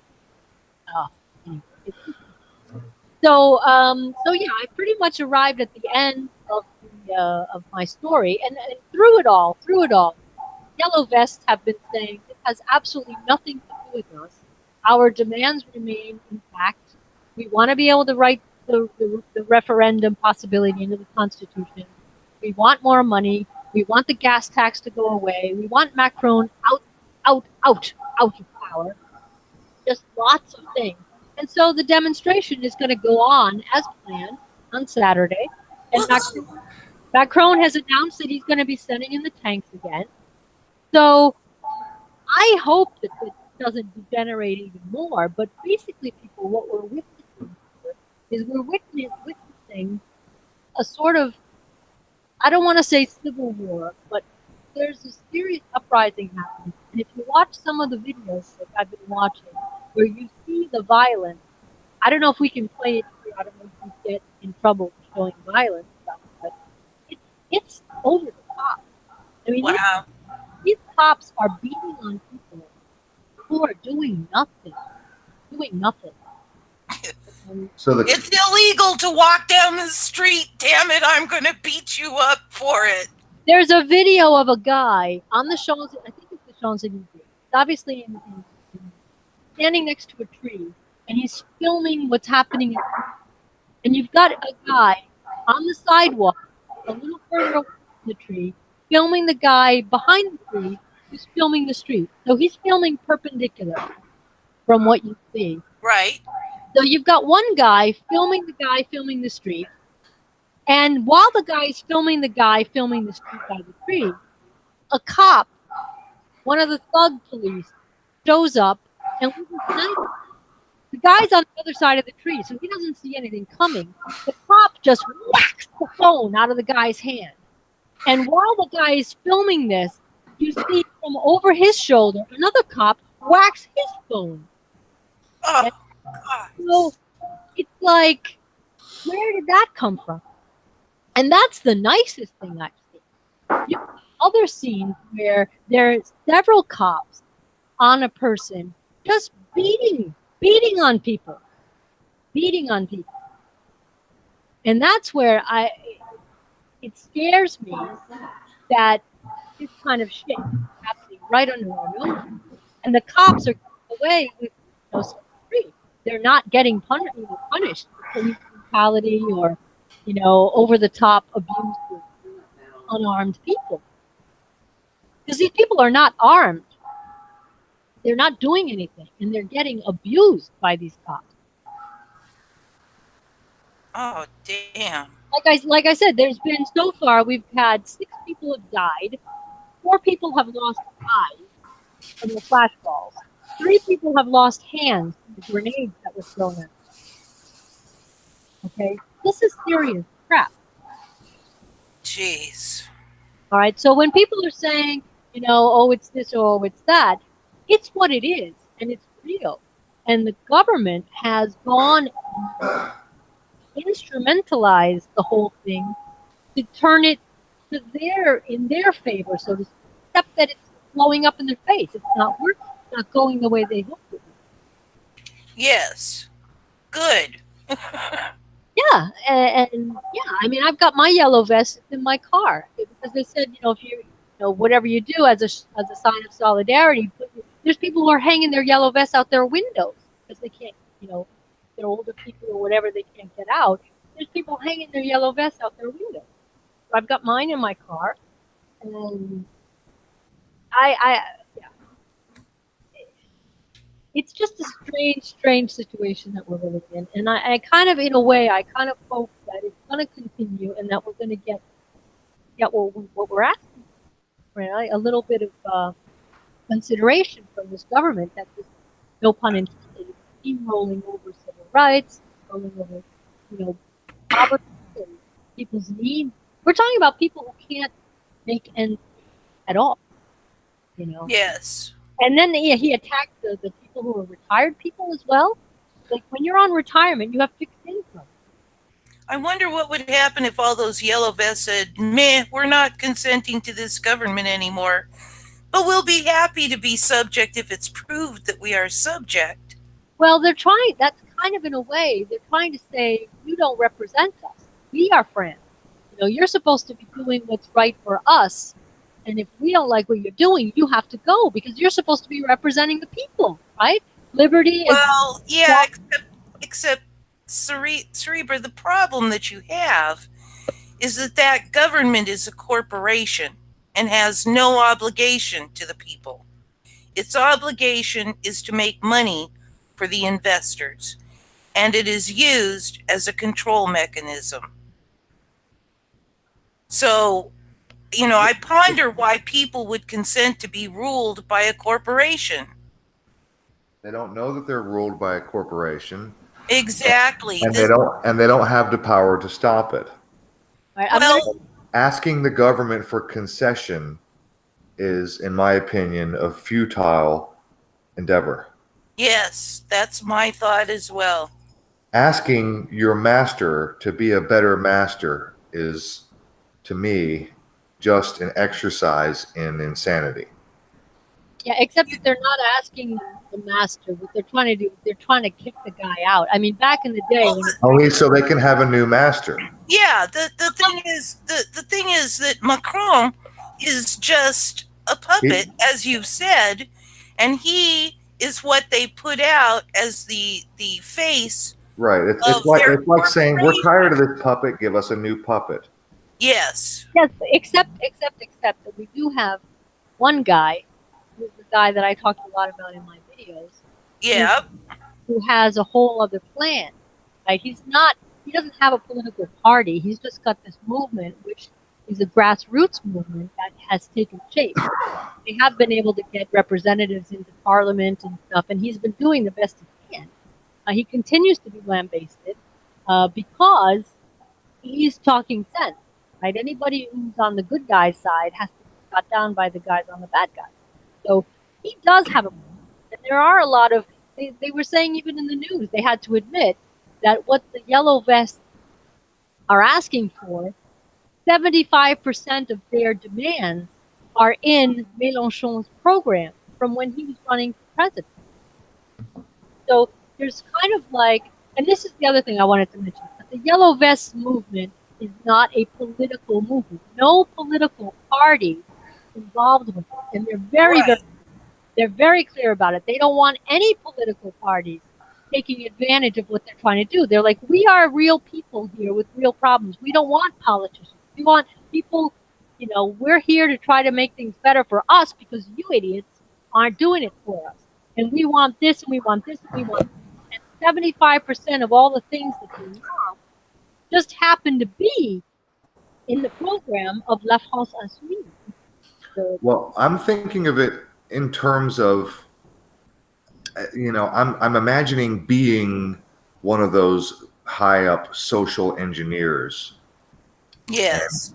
Their main goal in their lives is to try their best to push the people as far as they can, little at a time. And when they occasionally push the people too far, they hire a new puppet to come in and say, "Oh, that guy was a douchebag. We're going to do things different. I got a good plan. This is for the people." And all they do, they back off a tiny little bit, and then they start pushing again. Yep. And once everybody calms down, they start pushing again. I see this entire endeavor from start to finish, with or without Macron, before and after Macron, whoever comes after Macron. The whole exercise to me is, I see the biggest picture I can get my head around, and that is that the social engineers are pushing really, really, really hard on you guys in France, and by extension Europe in general, harder than they are on us in America, particularly for fuel prices and for various other political ideologies. They're pushing on you guys pretty hard on certain areas, and when the people get pissed off and they start pushing back, maybe it is a grassroots protest ideology. It's always hijacked. It's always used to the advantage of the elites every single time. And Yep. and there, I mean, there is really literally no such thing as a grassroots protest, because even if it starts out with just a group of people, real people, and in a real grassroots scenario, it very, very quickly becomes hijacked. Yep. And then, of course, that they own the media, so they can spin it any way they want. And here in America, we hear, "Oh, they're anti-government protesters." So you guys in the the yellow vests. I mean, to us Americans, we see a crowd of people with yellow vests breaking windows. Fuck, you guys look like Antifa to us. Yes. You know what I mean? So, I mean, it's very easy to sway public opinion. And then what happens in the end? Oh, Macron will be out, and they'll bring in somebody a little bit more moderate, and everybody will calm down, and then they'll start pushing again, because that's what social engineers do. That's what psychopaths do. They push and they push, and when they get a little pushback, they back off a little bit, and then they put in a new puppet, and everybody goes, "Ah, thank God, our masters finally heard our plea, and they're going to be nice to us for a little while," and then they start pushing again. Yep. I mean, anybody that doesn't see this pattern is just not really paying attention. Exactly. Well, the only thing I can really say to that is that Mélenchon is not of their ilk. I know But he will never get in, Serebra. But that's what I'm saying. We can only hope that maybe something strange could happen and he does it. Well, why would the corporation put somebody they can't control into their CEO position? No, I agree. It ain't going to happen. Guaranteed. Well, this is where we're at right now. Is we're just trying to see. Maybe somebody should be suggesting that they just forget about the government and work on something better. Well, that sounds nice. It's a really great platitude, but what is that something specifically? Well, I have a playlist for that. Guys, I want to show you one other thing that happened. Because there's a lot of stuff going on at the moment. When I say people are waking up to the world, it's not just. You're breaking up a little bit there, Serebra. Sorry about that. Where am I? I'm trying to share. Screen share.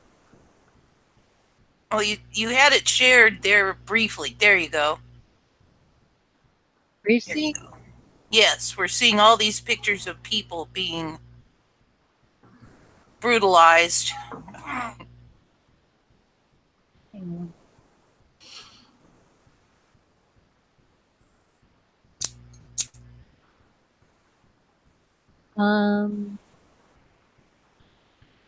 Are you seeing my screen now? No, I've got you highlighted. I don't see anything what's on your screen. just see your logo. All right, hang on one second. Because I'm on a computer where I don't have all my. I have stuff on files. Stuff upon stuff. One moment. All right. All right. Here, no. The thing is, you have to roll your mouse. Okay. How about now? Yes. Yep. All right. What does that look like? It looks like an ISIS camp where they have a bunch of prisoners. Yes. Exactly. And you know what that is? That's a high school. Oh, Jesus. Gods. Because in addition to the yellow vests who are up in arms, the high school students are also demonstrating at the event. High school students are now demonstrating? High school students are demonstrating because they have And the cops show up, and this is what happens to high school students when they demonstrate? Yeah. Were the high school students getting violent and damaging property? They said that they were. Yeah, of course they'll say that. They said that they were. And this is just a still, but the video that came out, I downloaded it, but I don't have it right here. Someone is filming the students, and you hear the person who's filming says, the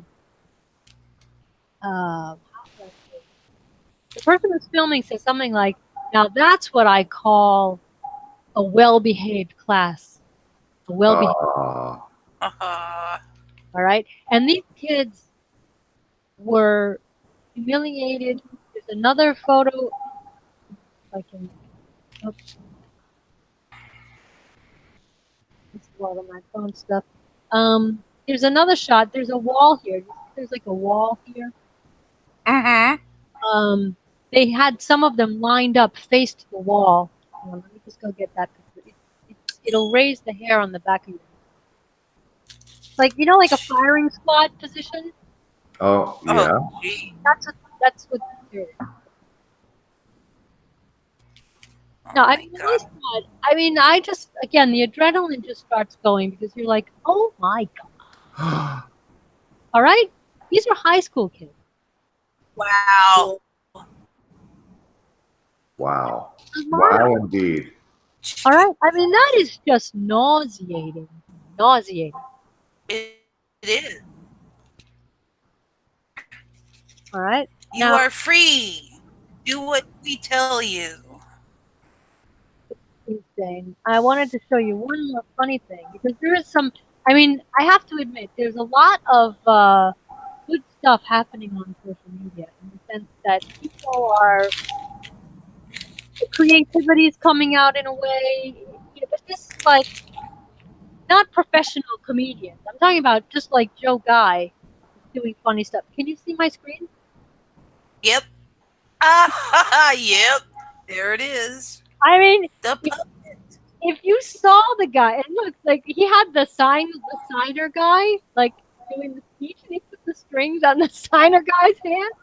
I just saw that and I cracked up because if you watched his speech, if you watched how he talked, he was so overly coached. He was so like in control of every little movement. He was like a marionette. Oh no! Like we call them. I don't know if you've caught on to the new meme. It's like what we now call an NPC. Yes. It's an NPC. Non-player character. An NPC it's a video game terminology from video game players. When you play video games, there are characters in your video game that will talk to you and they'll give you advice and they'll give you hints on your next little mission. But they're not characters that you can actually interact with in the game per se. They just show up, they give you advice, and then they go about their merry way. They're little robots, and so they're not players you can actually interact with.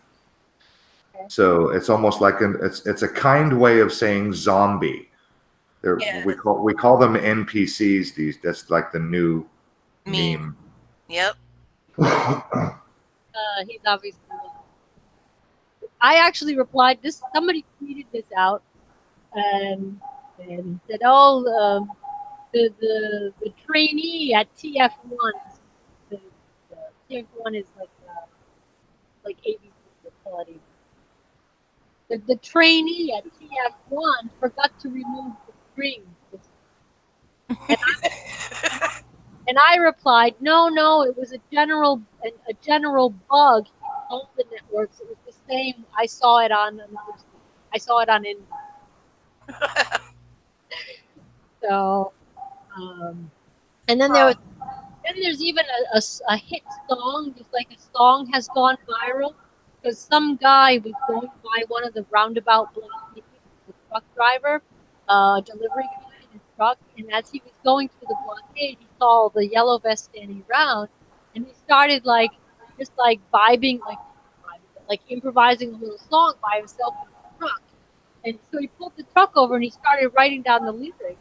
And it now he's got over 8 million views on the song about the yellow vest. Wow.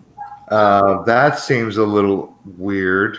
No. Yeah, but there's an interview with the guy, and it just is to tell you that the thing is viral. It really is. I can show you the video. And then somebody picked up that video, and let me stop sharing.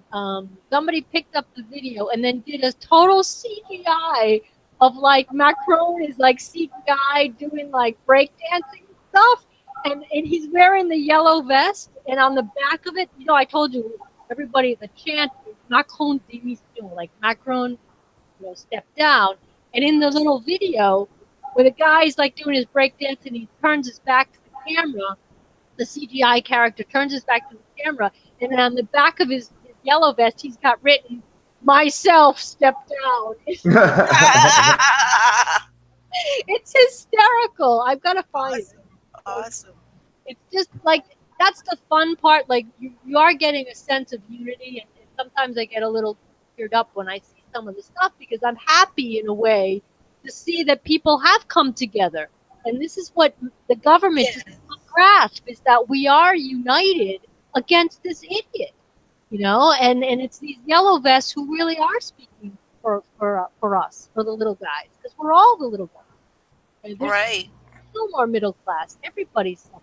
You're either poor or you're poorer than poor. You're either filthy rich or you're scraping to do the best you can. Yeah, the middle class is vanishing. No, the middle class is gone. Yep. Totally poof. Let me just get that little video up. But just so it's nice to see that people are having some fun with it, and you do get a sense of camaraderie. So I've been tweeting and retweeting this out, and the guy who did the CGI, he only had a couple of views. I'm like, man, this deserves more views. I'm tweeting this out to my 47 followers. I don't have a huge following on Twitter at all, but I mean, I'm doing what I can. But the interesting thing about Twitter, I've only been tweeting with this particular event. I've tweeted times over the years, but not as much as I'm doing, because it is quick and it's easy, faster than making some big channels. The one channel on Twitter that has over 20,000 followers, he was retweeting my tweets. The people are at least seeing my stuff. So I'm happy about it. Here's the little video.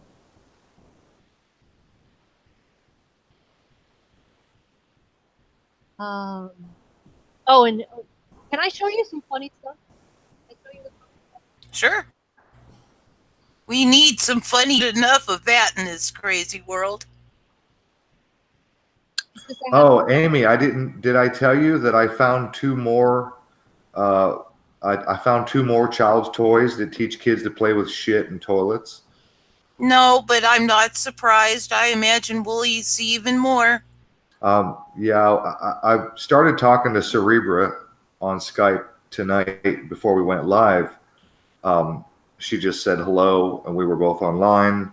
And I how have you been? And I said, I'm tired. And I said, I'm thinking about making a new video because I just discovered 2 more. She said she saw it. She hadn't watched the video. She saw that I had uploaded it. But the other day I uploaded that video highlighting 5 children's toys, literally 5, Yep.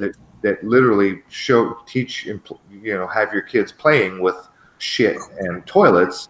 Well, today I sat down after a long day of work and started catching up on stuff, and I found 2 more. One is Play-Doh is getting in on the action, and then there was another unicorn. It's a plush doll, a little fuzzy, like a teddy bear type. But it's a unicorn that also takes a shit. So now there are 7. I've discovered that there are 7. So Merry Christmas, children. What do you want Santa to bring you this year? Yeah. Poop. Bring me poop. It's gonna be a shitty Christmas, I can tell.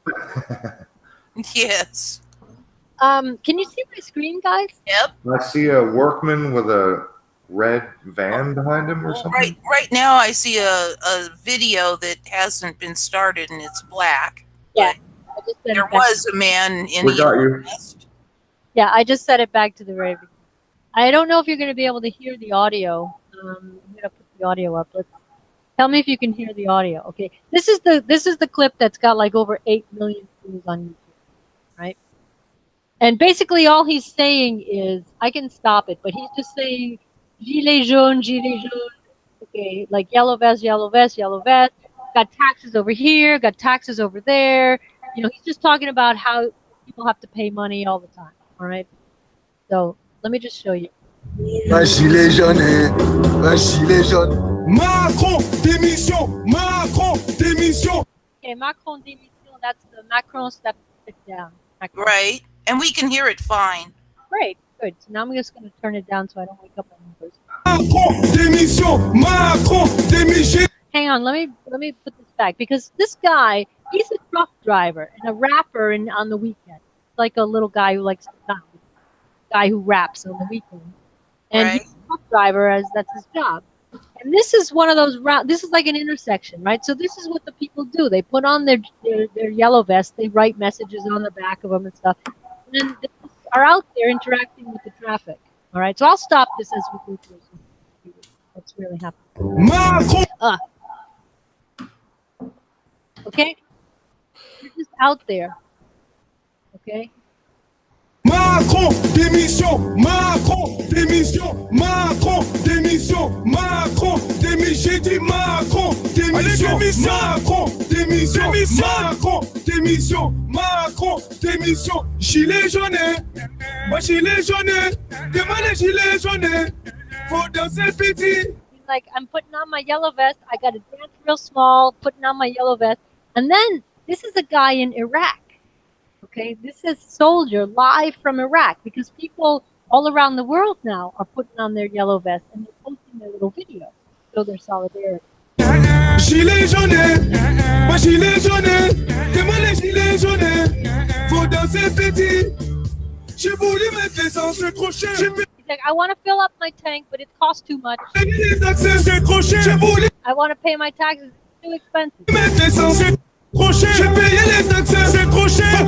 He's like saying, I gotta pay the taxes. It's too expensive. Gotta pay the taxes. Everything costs so much. I gotta pay my taxes for this. It's too expensive. I gotta pay my taxes for that. It costs so much.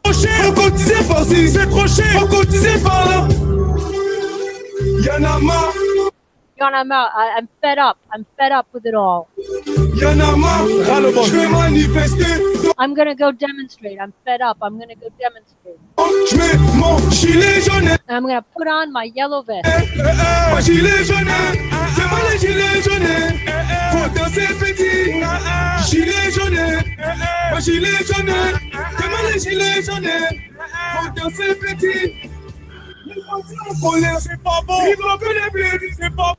you get the idea, right? So this thing has it's gone viral. So then you get this, which blew me away when I saw it. Hang on, I made. Oh man, just want to play it. Okay, so this is the same music that you just heard, but this is the guy who made a CGI of Macron. I don't know. It's kind of blurry. Can you see that it's him? It's blurry, but it kind of looks like him. I get it. Yeah, yeah. This is only 1 minute long. It's hysterical. No, go ahead. Macron, démission. Macron, démission. Macron, You can really see him there. It's hysterical. démission. Macron, démission. Macron, Awesome. démission. Macron, démission. That's the LED palace. Macron, démission. Gilet jaune. Moi, gilet jaune. Demande It looks like myself stepped down. Awesome. Moi-même démission. gilet jaune. Can you see it? Moi-même démission. Yep. Danser petit. Gilet jaune. Moi, gilet jaune. Demande les gilets jaunes. Faut danser petit. J'ai voulu mettre l'essence, j'ai croché. J'ai payé les taxes, j'ai croché. J'ai voulu mettre l'essence, j'ai croché. J'ai payé les taxes, j'ai croché. On cotisait par-ci, j'ai croché. On cotisait par-là, j'ai croché. On cotisait par-ci, j'ai croché. On cotisait par-là. Him breakdancing. Y'en a marre, alors je vais manifester, donc je mets mon gilet jaune. Mon gilet jaune. C'est pas les gilets jaunes. Faut danser petit. Gilet jaune. Okay, it just kind of stops for isn't that funny? Isn't that That's funny? great. That's great. What is this one?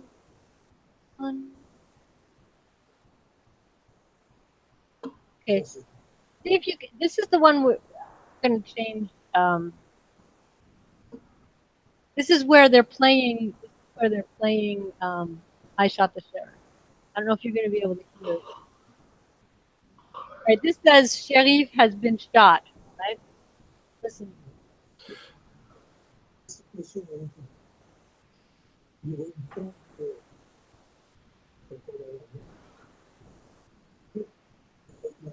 Can't really hear it. All right. Do you want to? Oh, here. Let me show you this one.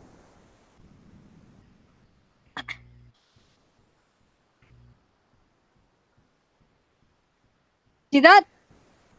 Not yet. I see a black screen. Okay. Let me get out of full screen mode. There it There is. you go. Yep. It doesn't take.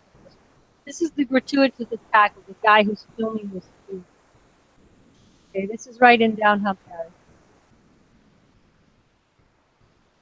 Okay. Oh man, what's going on? See that? It's black again. Black again. You don't see anything. And now I see a fuzzy cop. Yeah, I see very terrible footage, clicking frame to frame. I see no video. I see it. What you're trying to play a video, and it's not playing for us. Okay.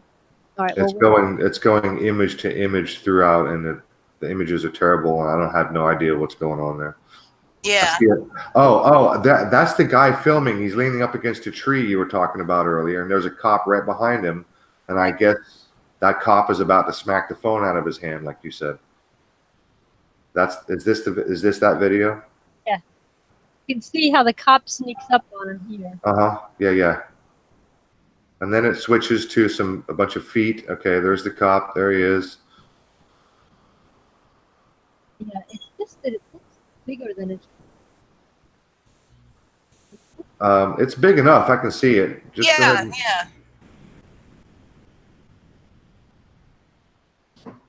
You see that?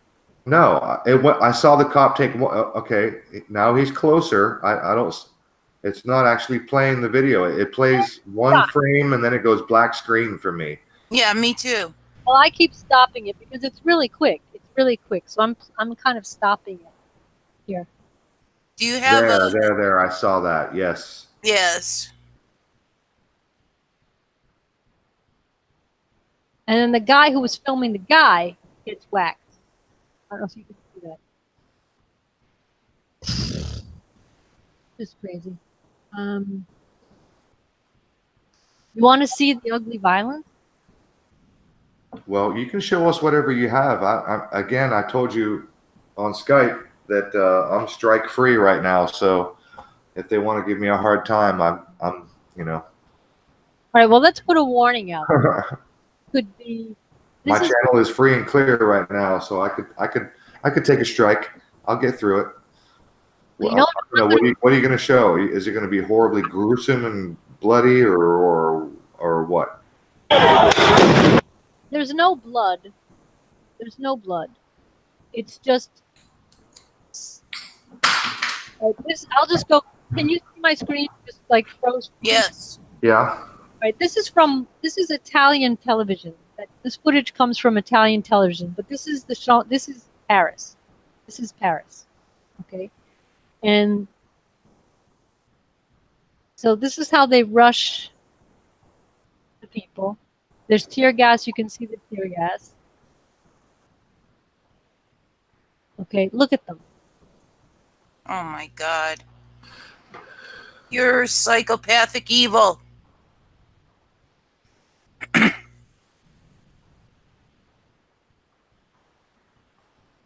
Look at this.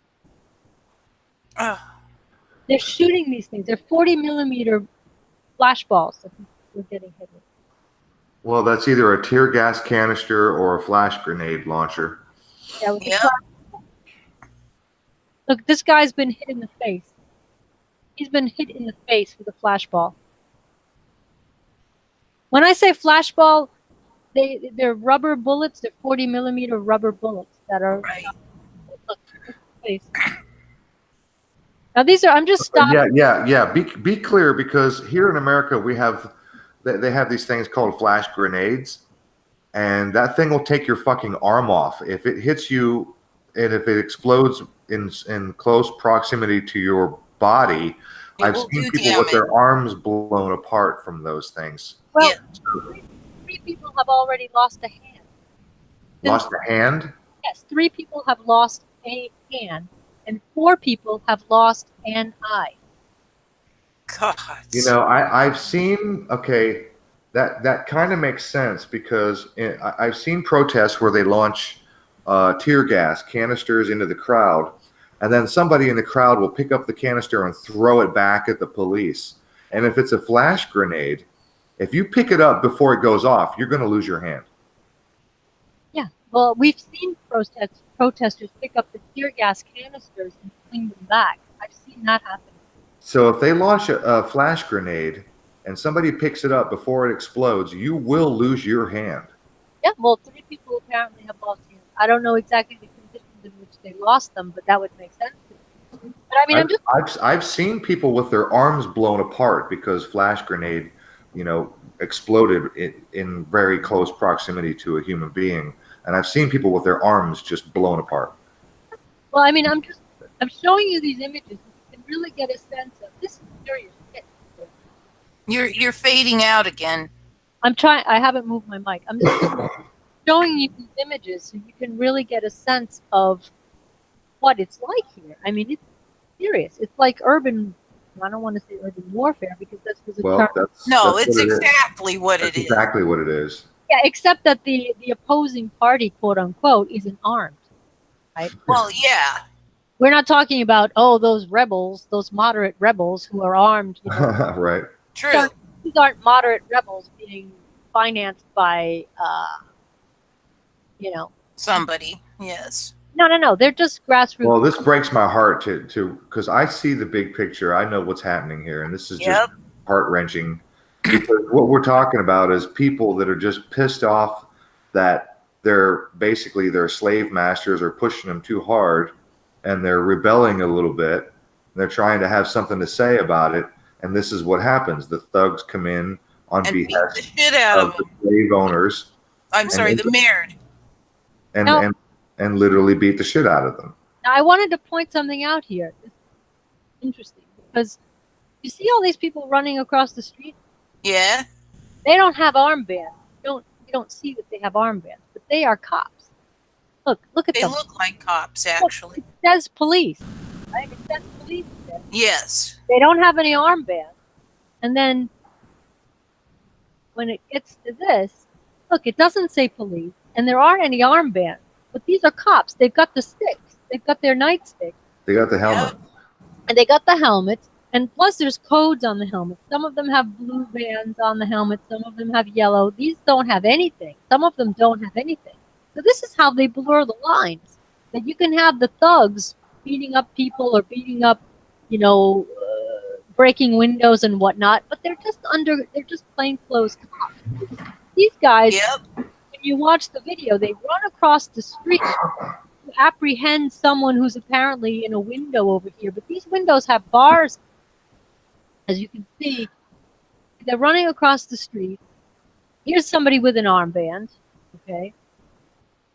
But you can see these are cops. These are all cops, but they don't all have their armband.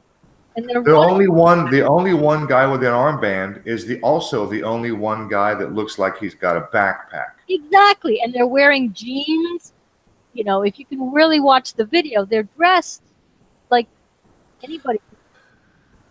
Right? Look. Okay, there's two guys with armbands. Yeah, there's a mix, but they're backpacks. But they're trying to get a guy with a vest going into this window.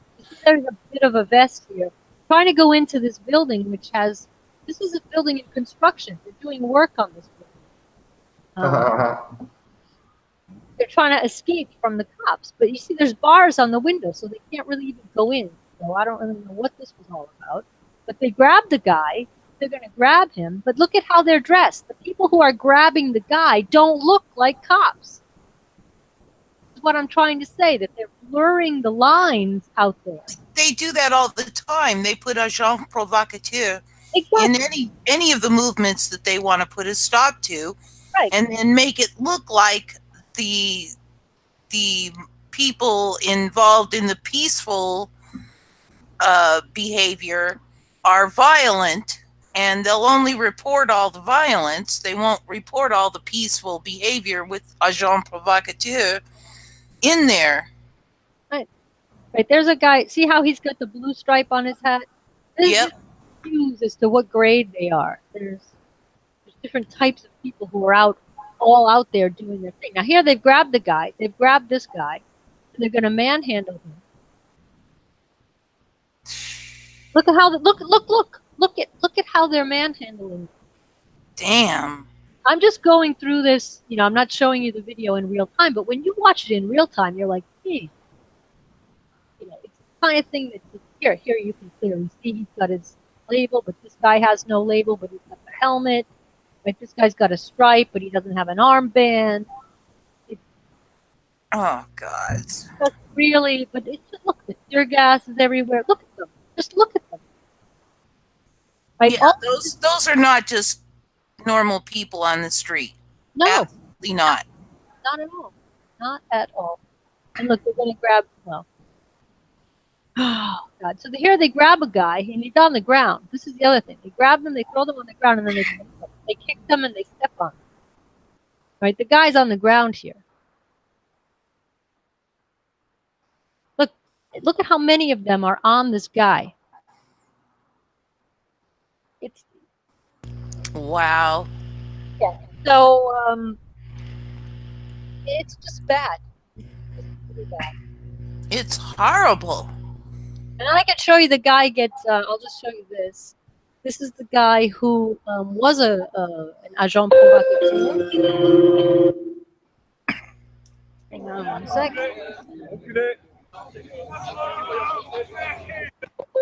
Okay, this is where we see that one of the agents provocateurs is actually with them, and he gets free.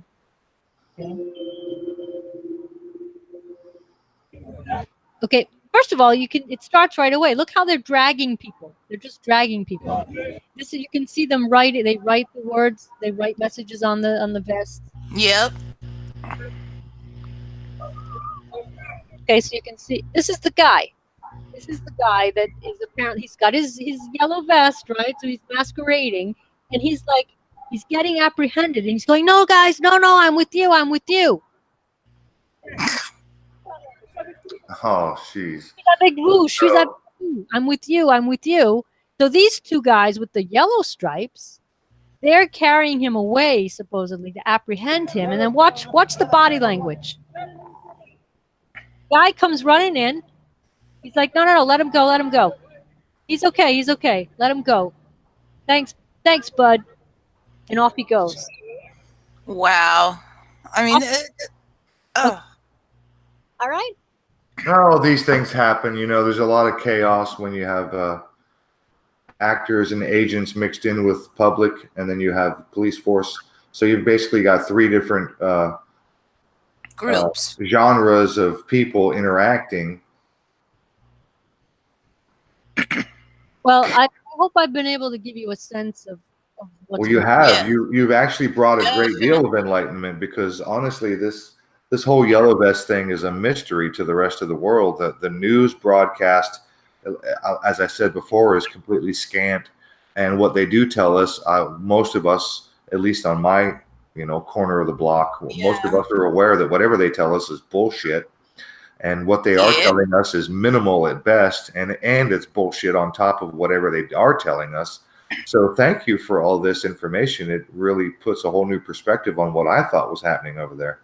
All right, I thank you so much. I thank you for giving me this opportunity.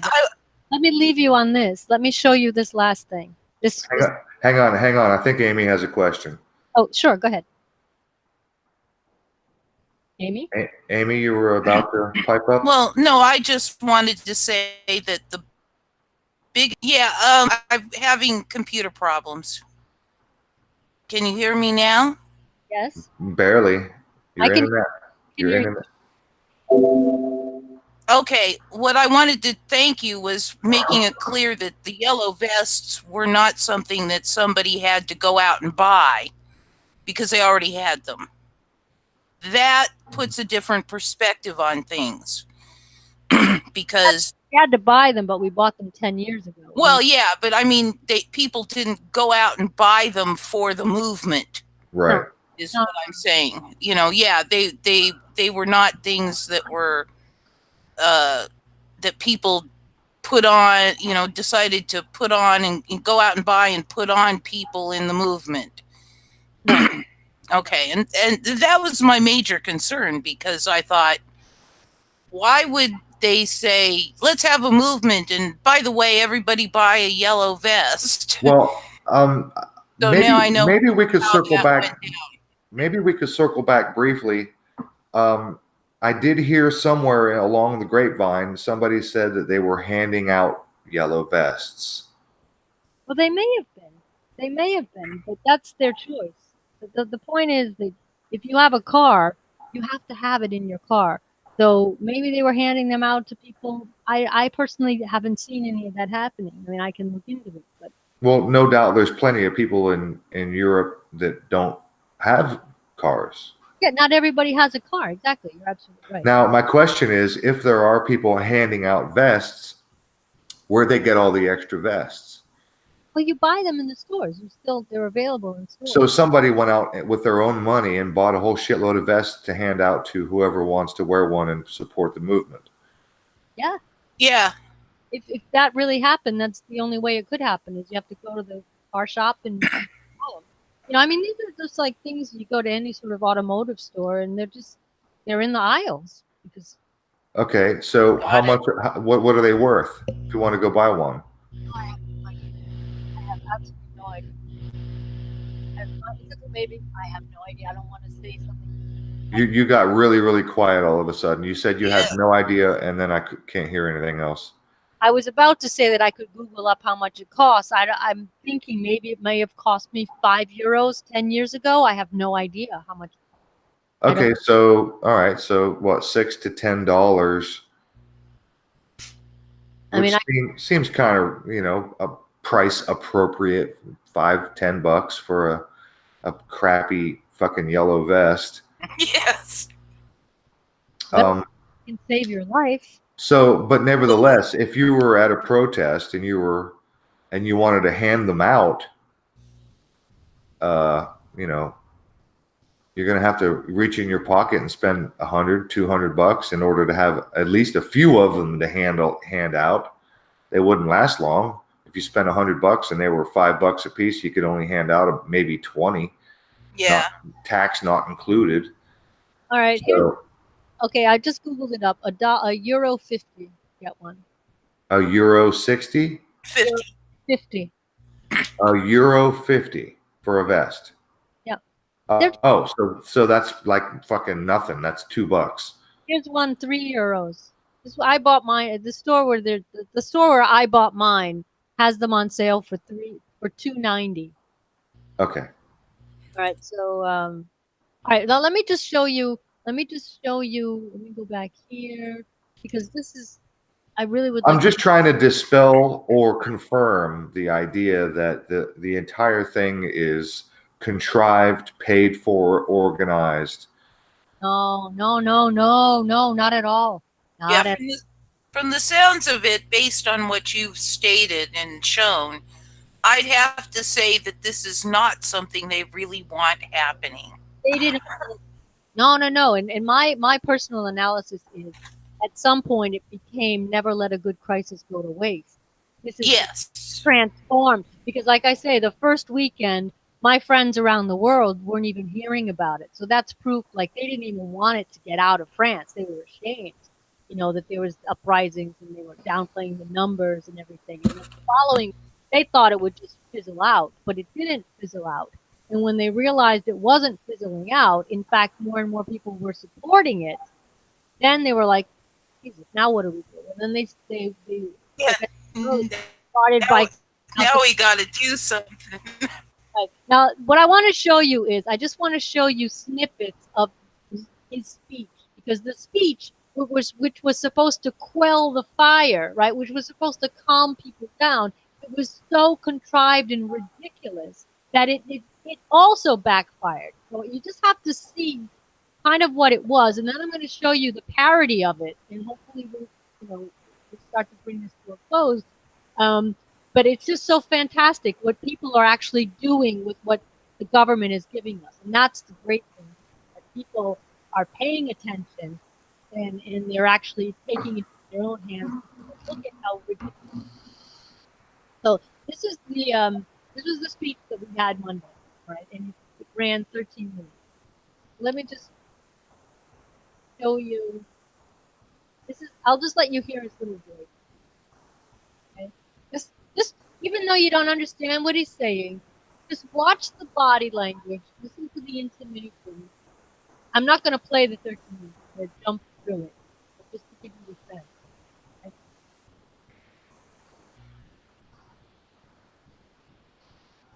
Why don't we hear him?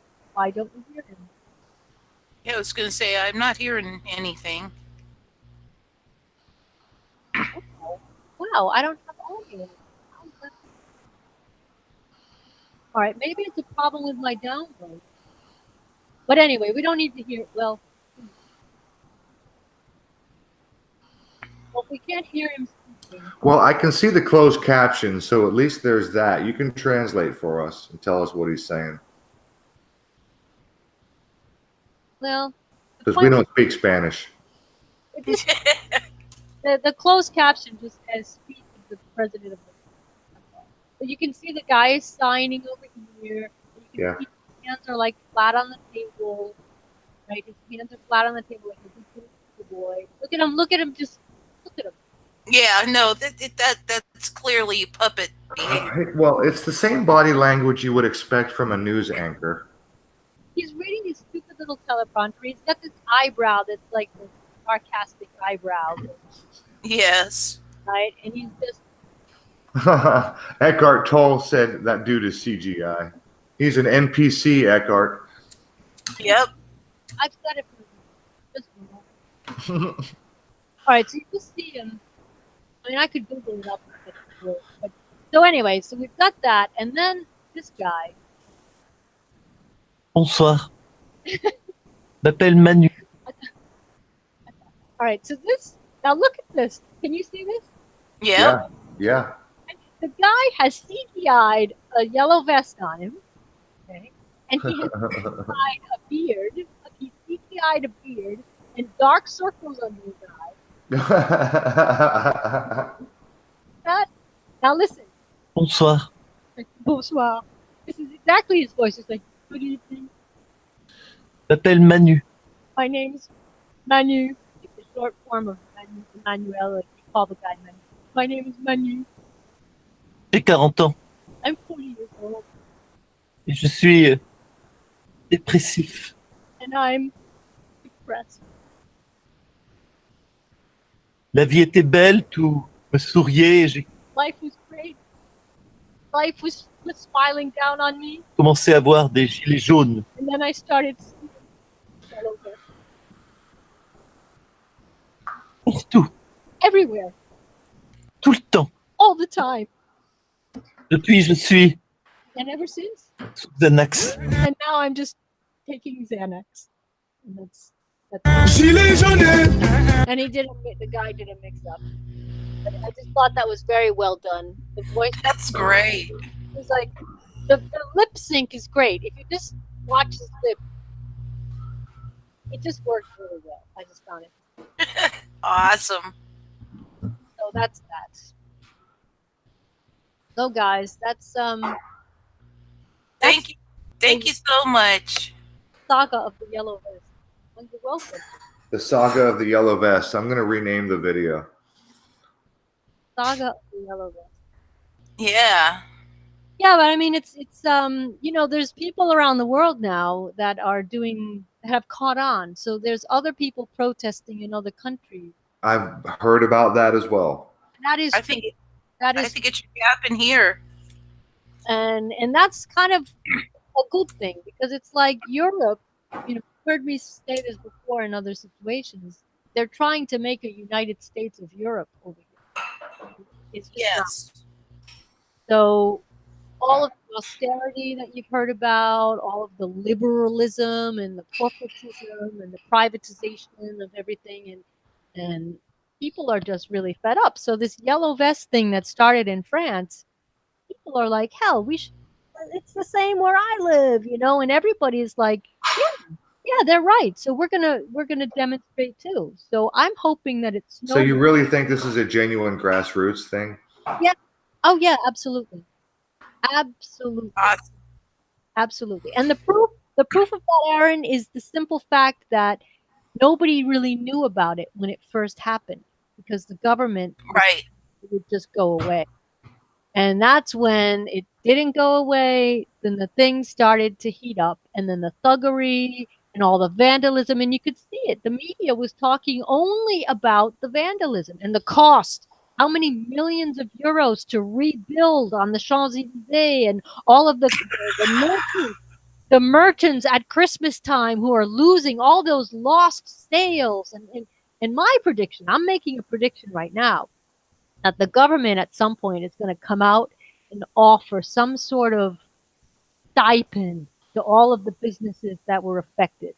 Just as they did with the Paris attacks. They paid, I think it was 10,000 euros to all of the bars and the restaurants that had gotten hit in the attacks. They all got a big payment.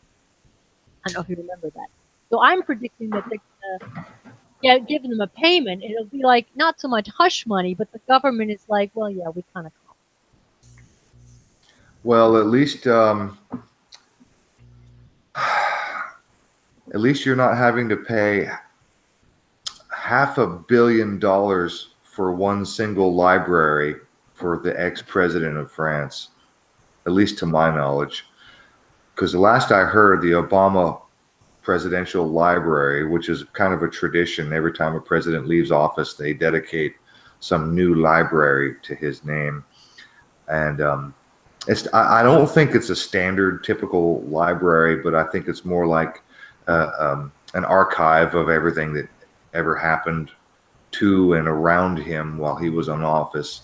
But last figure I heard was $480 million to the Obama library. Almost $500 million fucking dollars. That's amazing. That's like outrageous. It's disgusting. It is fucking disgusting. No, I mean the numbers. When you start thinking about, you know, when they reduced the wealth tax, not reduced, when they reformed the wealth tax, let's put it that way. And the only thing, it's like if you own houses in real estate and things like that, it's like they changed what people would actually be paying their taxes on. Like what? No, I'm sorry. Let me. What constitutes your wealth, fortune? And they sort of redefined that. They took out a lot of the things, like all the things that a rich person can only have, and they said, "Oh, we're not going to tax you on this." Yeah, but that's millions of dollars that the government is getting. And then, the other aspect is you've got, they call them the GAFA, like Google, Amazon, Facebook, and Apple. They don't pay taxes. They manage to pay taxes in France. They set up their headquarters in Dublin, set up, Sure. but they operate in France. So that was another thing. So like, why the hell are you on our back? We don't have enough money to put food on the table. And these guys with the billions of euros that they make, and they're not even taxed at all. Let them, there's just justice that people are just fed up. Your volume is dropping out, honey. Can barely hear you. Sorry, Yeah. still here. I'm just saying that there's a social injustice in enforcing the poor to get poorer by having to bear the burden of all these taxes when you've got these massive companies like Google, Amazon, Facebook, and Apple who manage to evade paying taxes on the billions of dollars of revenue that they make in France. They don't pay their taxes in France. Wow. Okay? Yeah. So people have legitimate arguments. And that's another thing that I find interesting. They actually, the TV shows, the TV Are you trying to tell me that the slaves have legitimate arguments? the slaves have legitimate arguments. And you know what? The slaves actually are capable of filling a complete sentence without looking at a telephone because they're inflating the yellow vest constantly. Right? We've got the 24-hour news station, so they have to fill up the time. So they have this constant parade of people coming in and out of the set, including yellow vests, who are sitting there with the pundits, making their point with the pundits. And they're making good sense.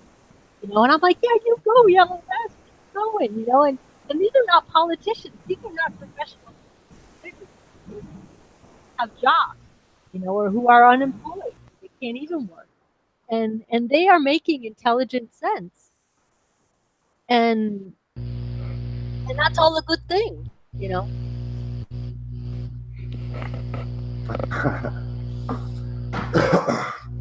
The thing that burns my butt is the fact that there is enough on this planet for all of us to live as richly as we might want to. But they keep us from that.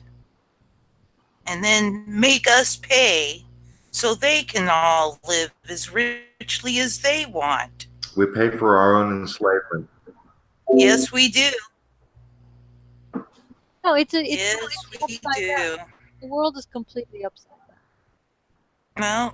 Well, That's what my it's worse. trying to It's worse fix. than that. Yeah, the world is upside down, and it's worse than that. Like I was telling you on Skype, I got this video that I posted the last week. I highlighted 5 toys that teach your children how to play with shit and play with toilets. And today I discovered that there are 2 more. So right now, this particular Christmas season, there are at least 7, to my knowledge, 7 toys that teach your kids to play with shit and to play with toilets. Yes. So I think society has pretty well. It's safe to say we've hit rock bottom at this point. Yes. Well, and I think I mentioned this when we had a Skype conversation a few days ago, that I was perusing, it was like a dollar store type place, a little higher class. It was $5, not $1. And there were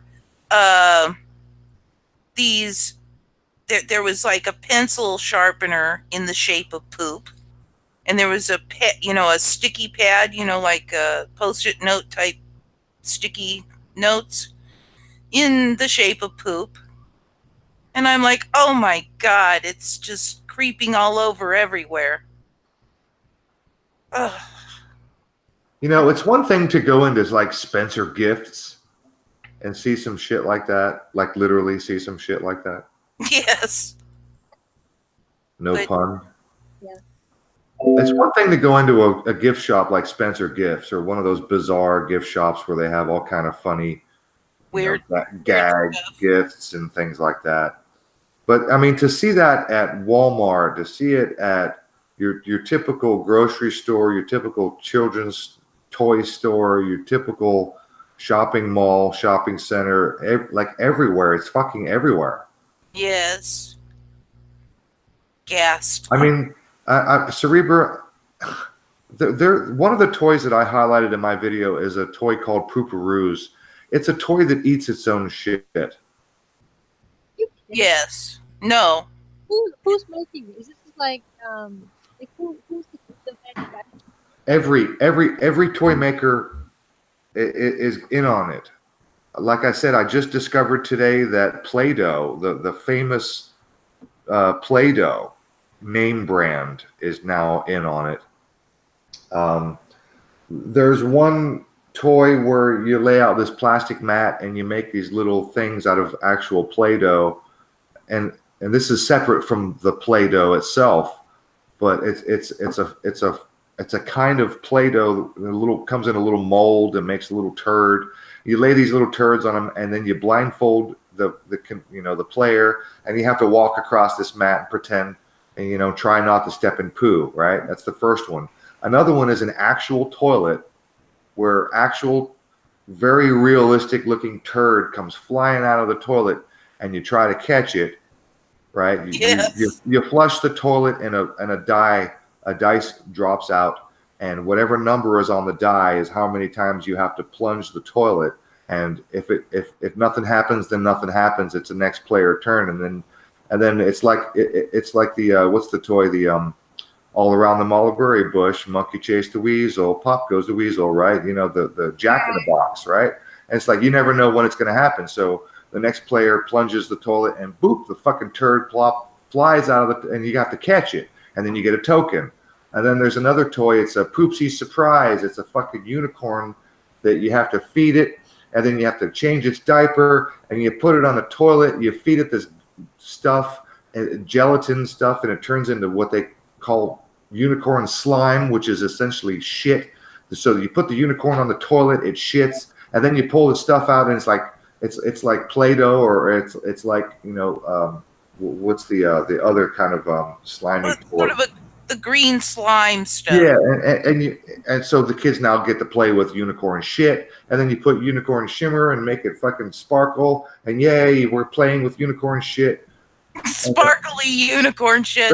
There's another one. It's a fucking toilet where you flush it. You spin the roll, the toilet roll, the paper roll, and whatever number comes up, you flush the toilet X number of times, and it may or may not squirt you in the face. And literally, I mean, total insanity. Unfucking believable. Play-Doh poop. Look, I'm looking at the Play-Doh poop. Go watch my video, Cerebra. I highlight 5 toys.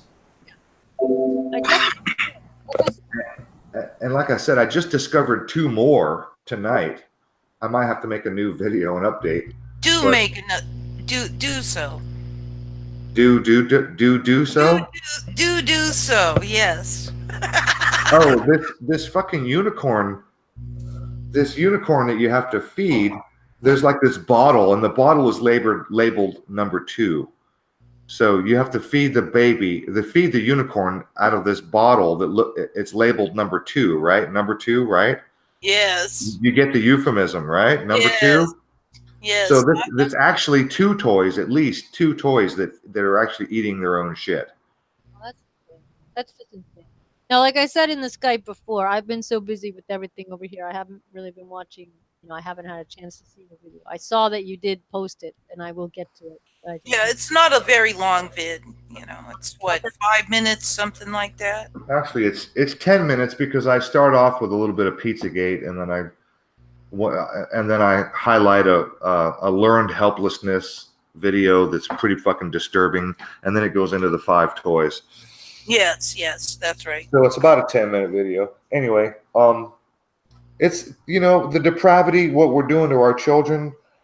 And you showed that video earlier with the high school kids on their knees. We have our school system. They're running these drills, right? These active shooter drills. A lot of times the parents are either not notified or poorly notified. And Yep. and the kids are literally fucking terrorized all the way down to the first grade level. And Well, part of the kids themselves, they may have some, off the cuff notice. It's like, oh yeah, just to let you guys know, the end of the day, last message before we release the children. Okay, just want to remind everybody, tomorrow we're having a drill. Good night, have a good day. And then, you guys remember the video I did last year about one of my friends? Actually, it wasn't a friend; she was actually a client. We had a wonderful relationship, and I went to the meeting with her one day, and she was, completely out of her mind. I'm like, "What's wrong?" And she's like, my son. Remember this? There was a sort of a bomb scare, and the kid was texting his mom, "Mom, Dad, I love the construction thing where they found a bomb and there wasn't a bomb or something. Mom." It was like a piece of metal that once was part of a bomb. No way in hell the thing could have exploded. It was just a piece of metal from a shell. It must have been planted there. No. There was construction. They dig up shit. No, they were doing construction and they discovered something. They thought it was a leftover World War II bomb that was unexploded. Got it. They said it was a bomb, and when all was said and done, it wasn't a bomb. It was just a piece of metal from a shell. So, but the kids were hiding under the table, and they do that to our kids all the All the freaking time. time. Our children are literally terrorized by active shooter drill, Yeah, like surprise drill. kind of reminds me of duck and cover. well, yeah, but I mean, the whole thing was when it came out that it was just a piece of metal from a shell. When I went back to see, my client, That's right, Amy. It is like the old duck and cover days. Yep. and I said, think about it. If that's really what it was, what's the point of terrorizing the children? I said, who's on the side of the kids? It's called learned helplessness. Yep. But what I wanted to say, going back to the kids that I showed you the photo of, where they're on their knees with their hands behind their heads, it wasn't last week. It was the third demonstration for the yellow vest. They got. You're fading again a bit, Serebra. I was saying that I think it was weekend number 3 when the yellow vests were demonstrating, not last Saturday, the Saturday before. They got on their hands and knees. They got on their knees and they put their hands behind their head. They assumed the position of the students in a sign of solidarity to say, look, this is happening too. It shouldn't be happening. And then what I wanted to say is part of why the kids are demonstrating is because they did do some sort of. We've had 2 incidents recently of quote-unquote shootings at schools, which were never shootings at schools. One of the kids showed up with a toy gun and pointed the toy gun at a teacher, and that to me was completely stage defense. Because what happened after that happened, Macron was immediately on television saying, we need to put police in the schools. Yes. Everyone was like, we don't need police in the schools. We need more teachers. And we need to pay the teachers more money because the teachers are all overworked. They have classes that are overloaded. There's too many kids in the class. The teachers can't handle it. So the whole national education system is a mess. And guess who's in charge of our national education in France? Macron? Another Bilderberger. Oh, no. Really? No. Another Bilderberger. He was at Bilderberg this summer. All right. Surprise. So we've had Macron. We've got the Prime Minister. His first chief of the armies, the Minister of the Armies, when Macron was first appointed, was a Bilderberger, and now we've got this guy. That's a lot of coincidence that all of these people just happen to show up at Bilderberg. Isn't the company anybody can come? You know what I mean? It's like it's a pretty select group, and France is literally in the eagle's talons of these people. Yep.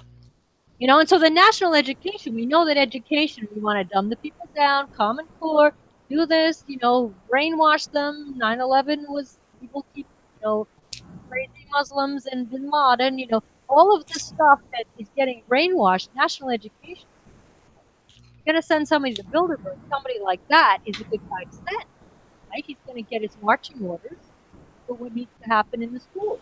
Are they going to do fake shootings? Are they going to, So Yep. two recent incidents involving school shootings that weren't really school shootings, and then immediately you see the problem, reaction, solution, and the government's solution was to put police in the schools. And so, there were people saying, no, this is not what the schools do. And so, yeah, the country is in a state of total disarray. The lawyers are still protesting because they're changing the whole justice system, closing courthouses, removing layers of justice that were close to people, and making it harder for people to have access, to legal advice. There's the hospitals. The hospitals are up in arms. They're not getting funding. They're closing hospitals. They're closing maternity wards. People have to drive an hour to get to the closest maternity ward in some areas. I mean, every level of society. Get back on that microphone. I haven't moved it. Right in front of my mouth. Well, it's so weird because your volume just slowly drops out. That's really weird. How about now? Can you hear me? Yes. Right. Yeah. All I was simply saying was that everywhere you look at the moment in French society, people are up in arms with the reforms that the idiot Bilderberg buddies are implementing in French society. So, Serebra, I hate to interrupt you, but it's so weird that when you say, how's this? It sounds great, but as soon as you start talking about important shit, the volume just drops right out. All right, and I'm not. I don't suppose we're not being messed with. I'm literally holding the microphone right in front of my mouth. So I can hear you great right now. All right. Well, yep. Just speak a little bit slower and maybe a little bit louder. All right. How about now? If I slow it down and I talk. I can. No, actually, it started out great and then the volume dropped out again. Yep. All right. How about if I just do your best and we'll get through it. How about is that any better now? We're too far off topic. Just go back to what you were saying. All right, but can you hear me? Yes, I can hear you. We'll get through it. Yes.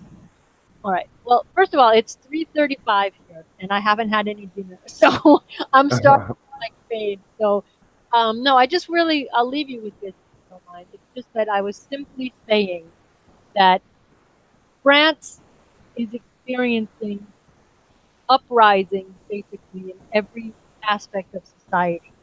The hospitals, they're closing hospitals, they're closing maternity wards. Some cities will have to drive an hour to get to the closest maternity ward. Wow.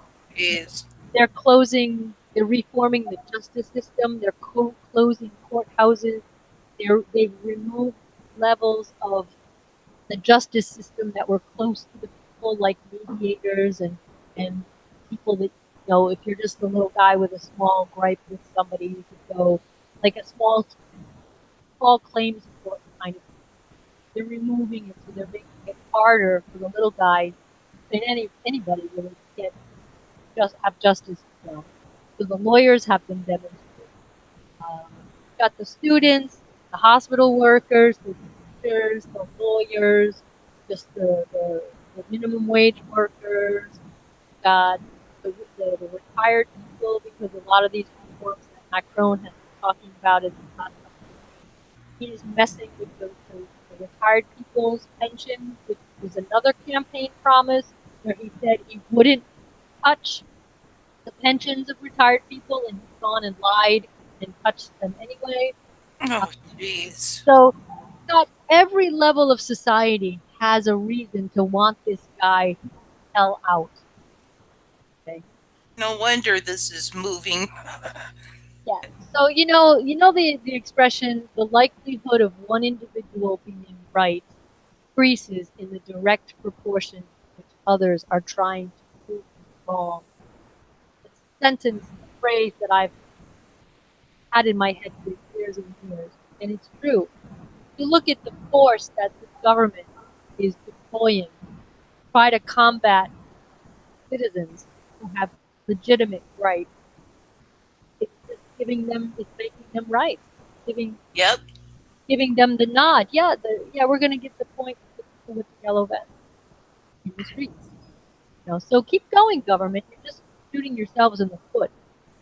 Really? Well, that could potentially take us into a whole separate conversation that we almost started earlier on Skype when I asked you, do you think they're doing it on purpose? They're trying to wake people up. They're trying to get a revolution started on purpose. The so-called awakening you mentioned, everyone's waking up.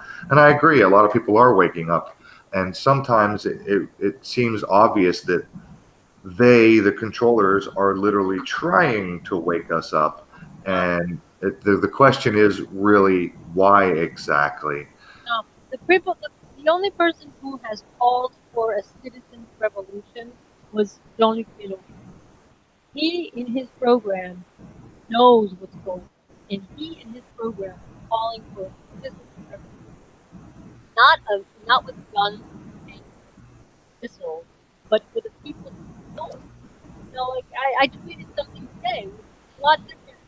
People were learning about history in the past. You had the good guys and the bad guys, the rebels, the heroes, the dead, and the wounded. Read it on a page of a history book, and then you go on. You walk out your door, and it's happening right in front of your eyes. People getting beaten up and losing an eye, and this stuff is happening right around the corner from where I live. This is a revolution, but it's a citizens' revolution. But the people aren't taking out pitchforks, getting the guillotine. But it is a revolution. So Mélenchon calls for that because he's aware that the bankers, the powers that are running our government are not there to help us.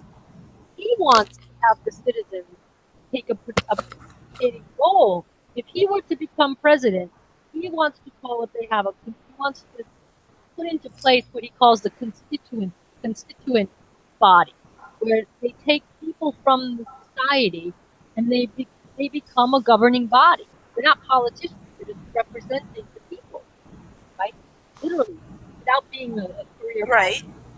So that's why this revolution, and he made a wonderful speech where he said, our president is telling everyone that life has to get back to normal now. Things need to calm down and get back to normal. He said, what our president is completely missing is that the normal, people can't take it anymore because the normal is just too bad. Yep. Yeah. So, and that is so much, there's so much truth in that. And he said, the citizens' revolution has begun. And he said, and I hope it continues because it's the only way that we're going to be able to replace these puppets with real people with real needs who have real solutions, because he has solutions.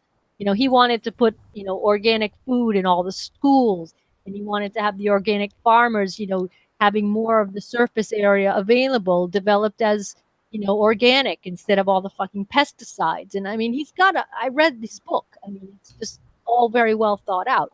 So the revolution is underway, and contrary to what the song says, the revolution is being televised. Okay, so I do hope it continues, and I hope it takes fire in all of the countries, especially in Europe. You got Italy, Spain, Greece. I really hope everybody gets on the bandwagon and starts to push this boat down a new river, because that's what we need. Yes.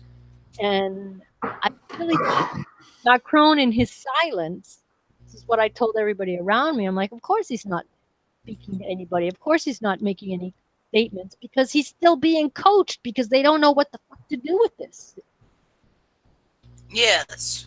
So, guys, well, something's got to give. Yeah. And I gotta go because I'm losing. It's almost 4 a.m. for you. And I don't want to keep you any longer. You've really given us quite a lot here to chew on. Yes, indeed. thanks for giving me the opportunity to get this all out. And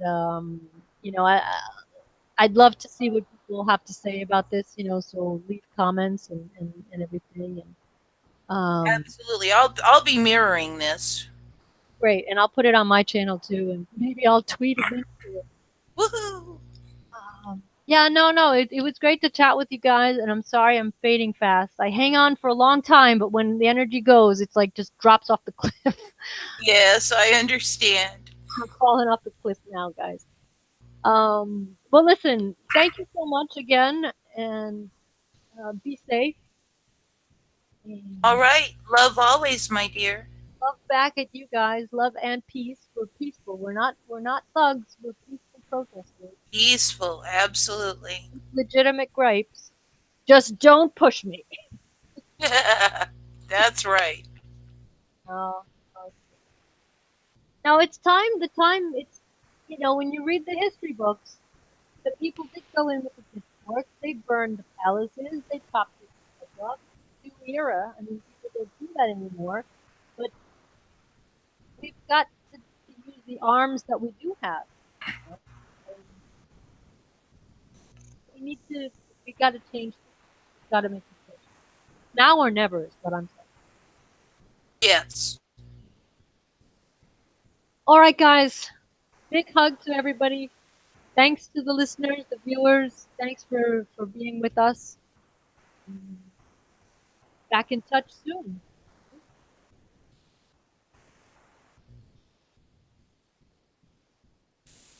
Guys, bye. I've lost you all. Bye. Okay. I think I lost you. Bye, everybody. Bye.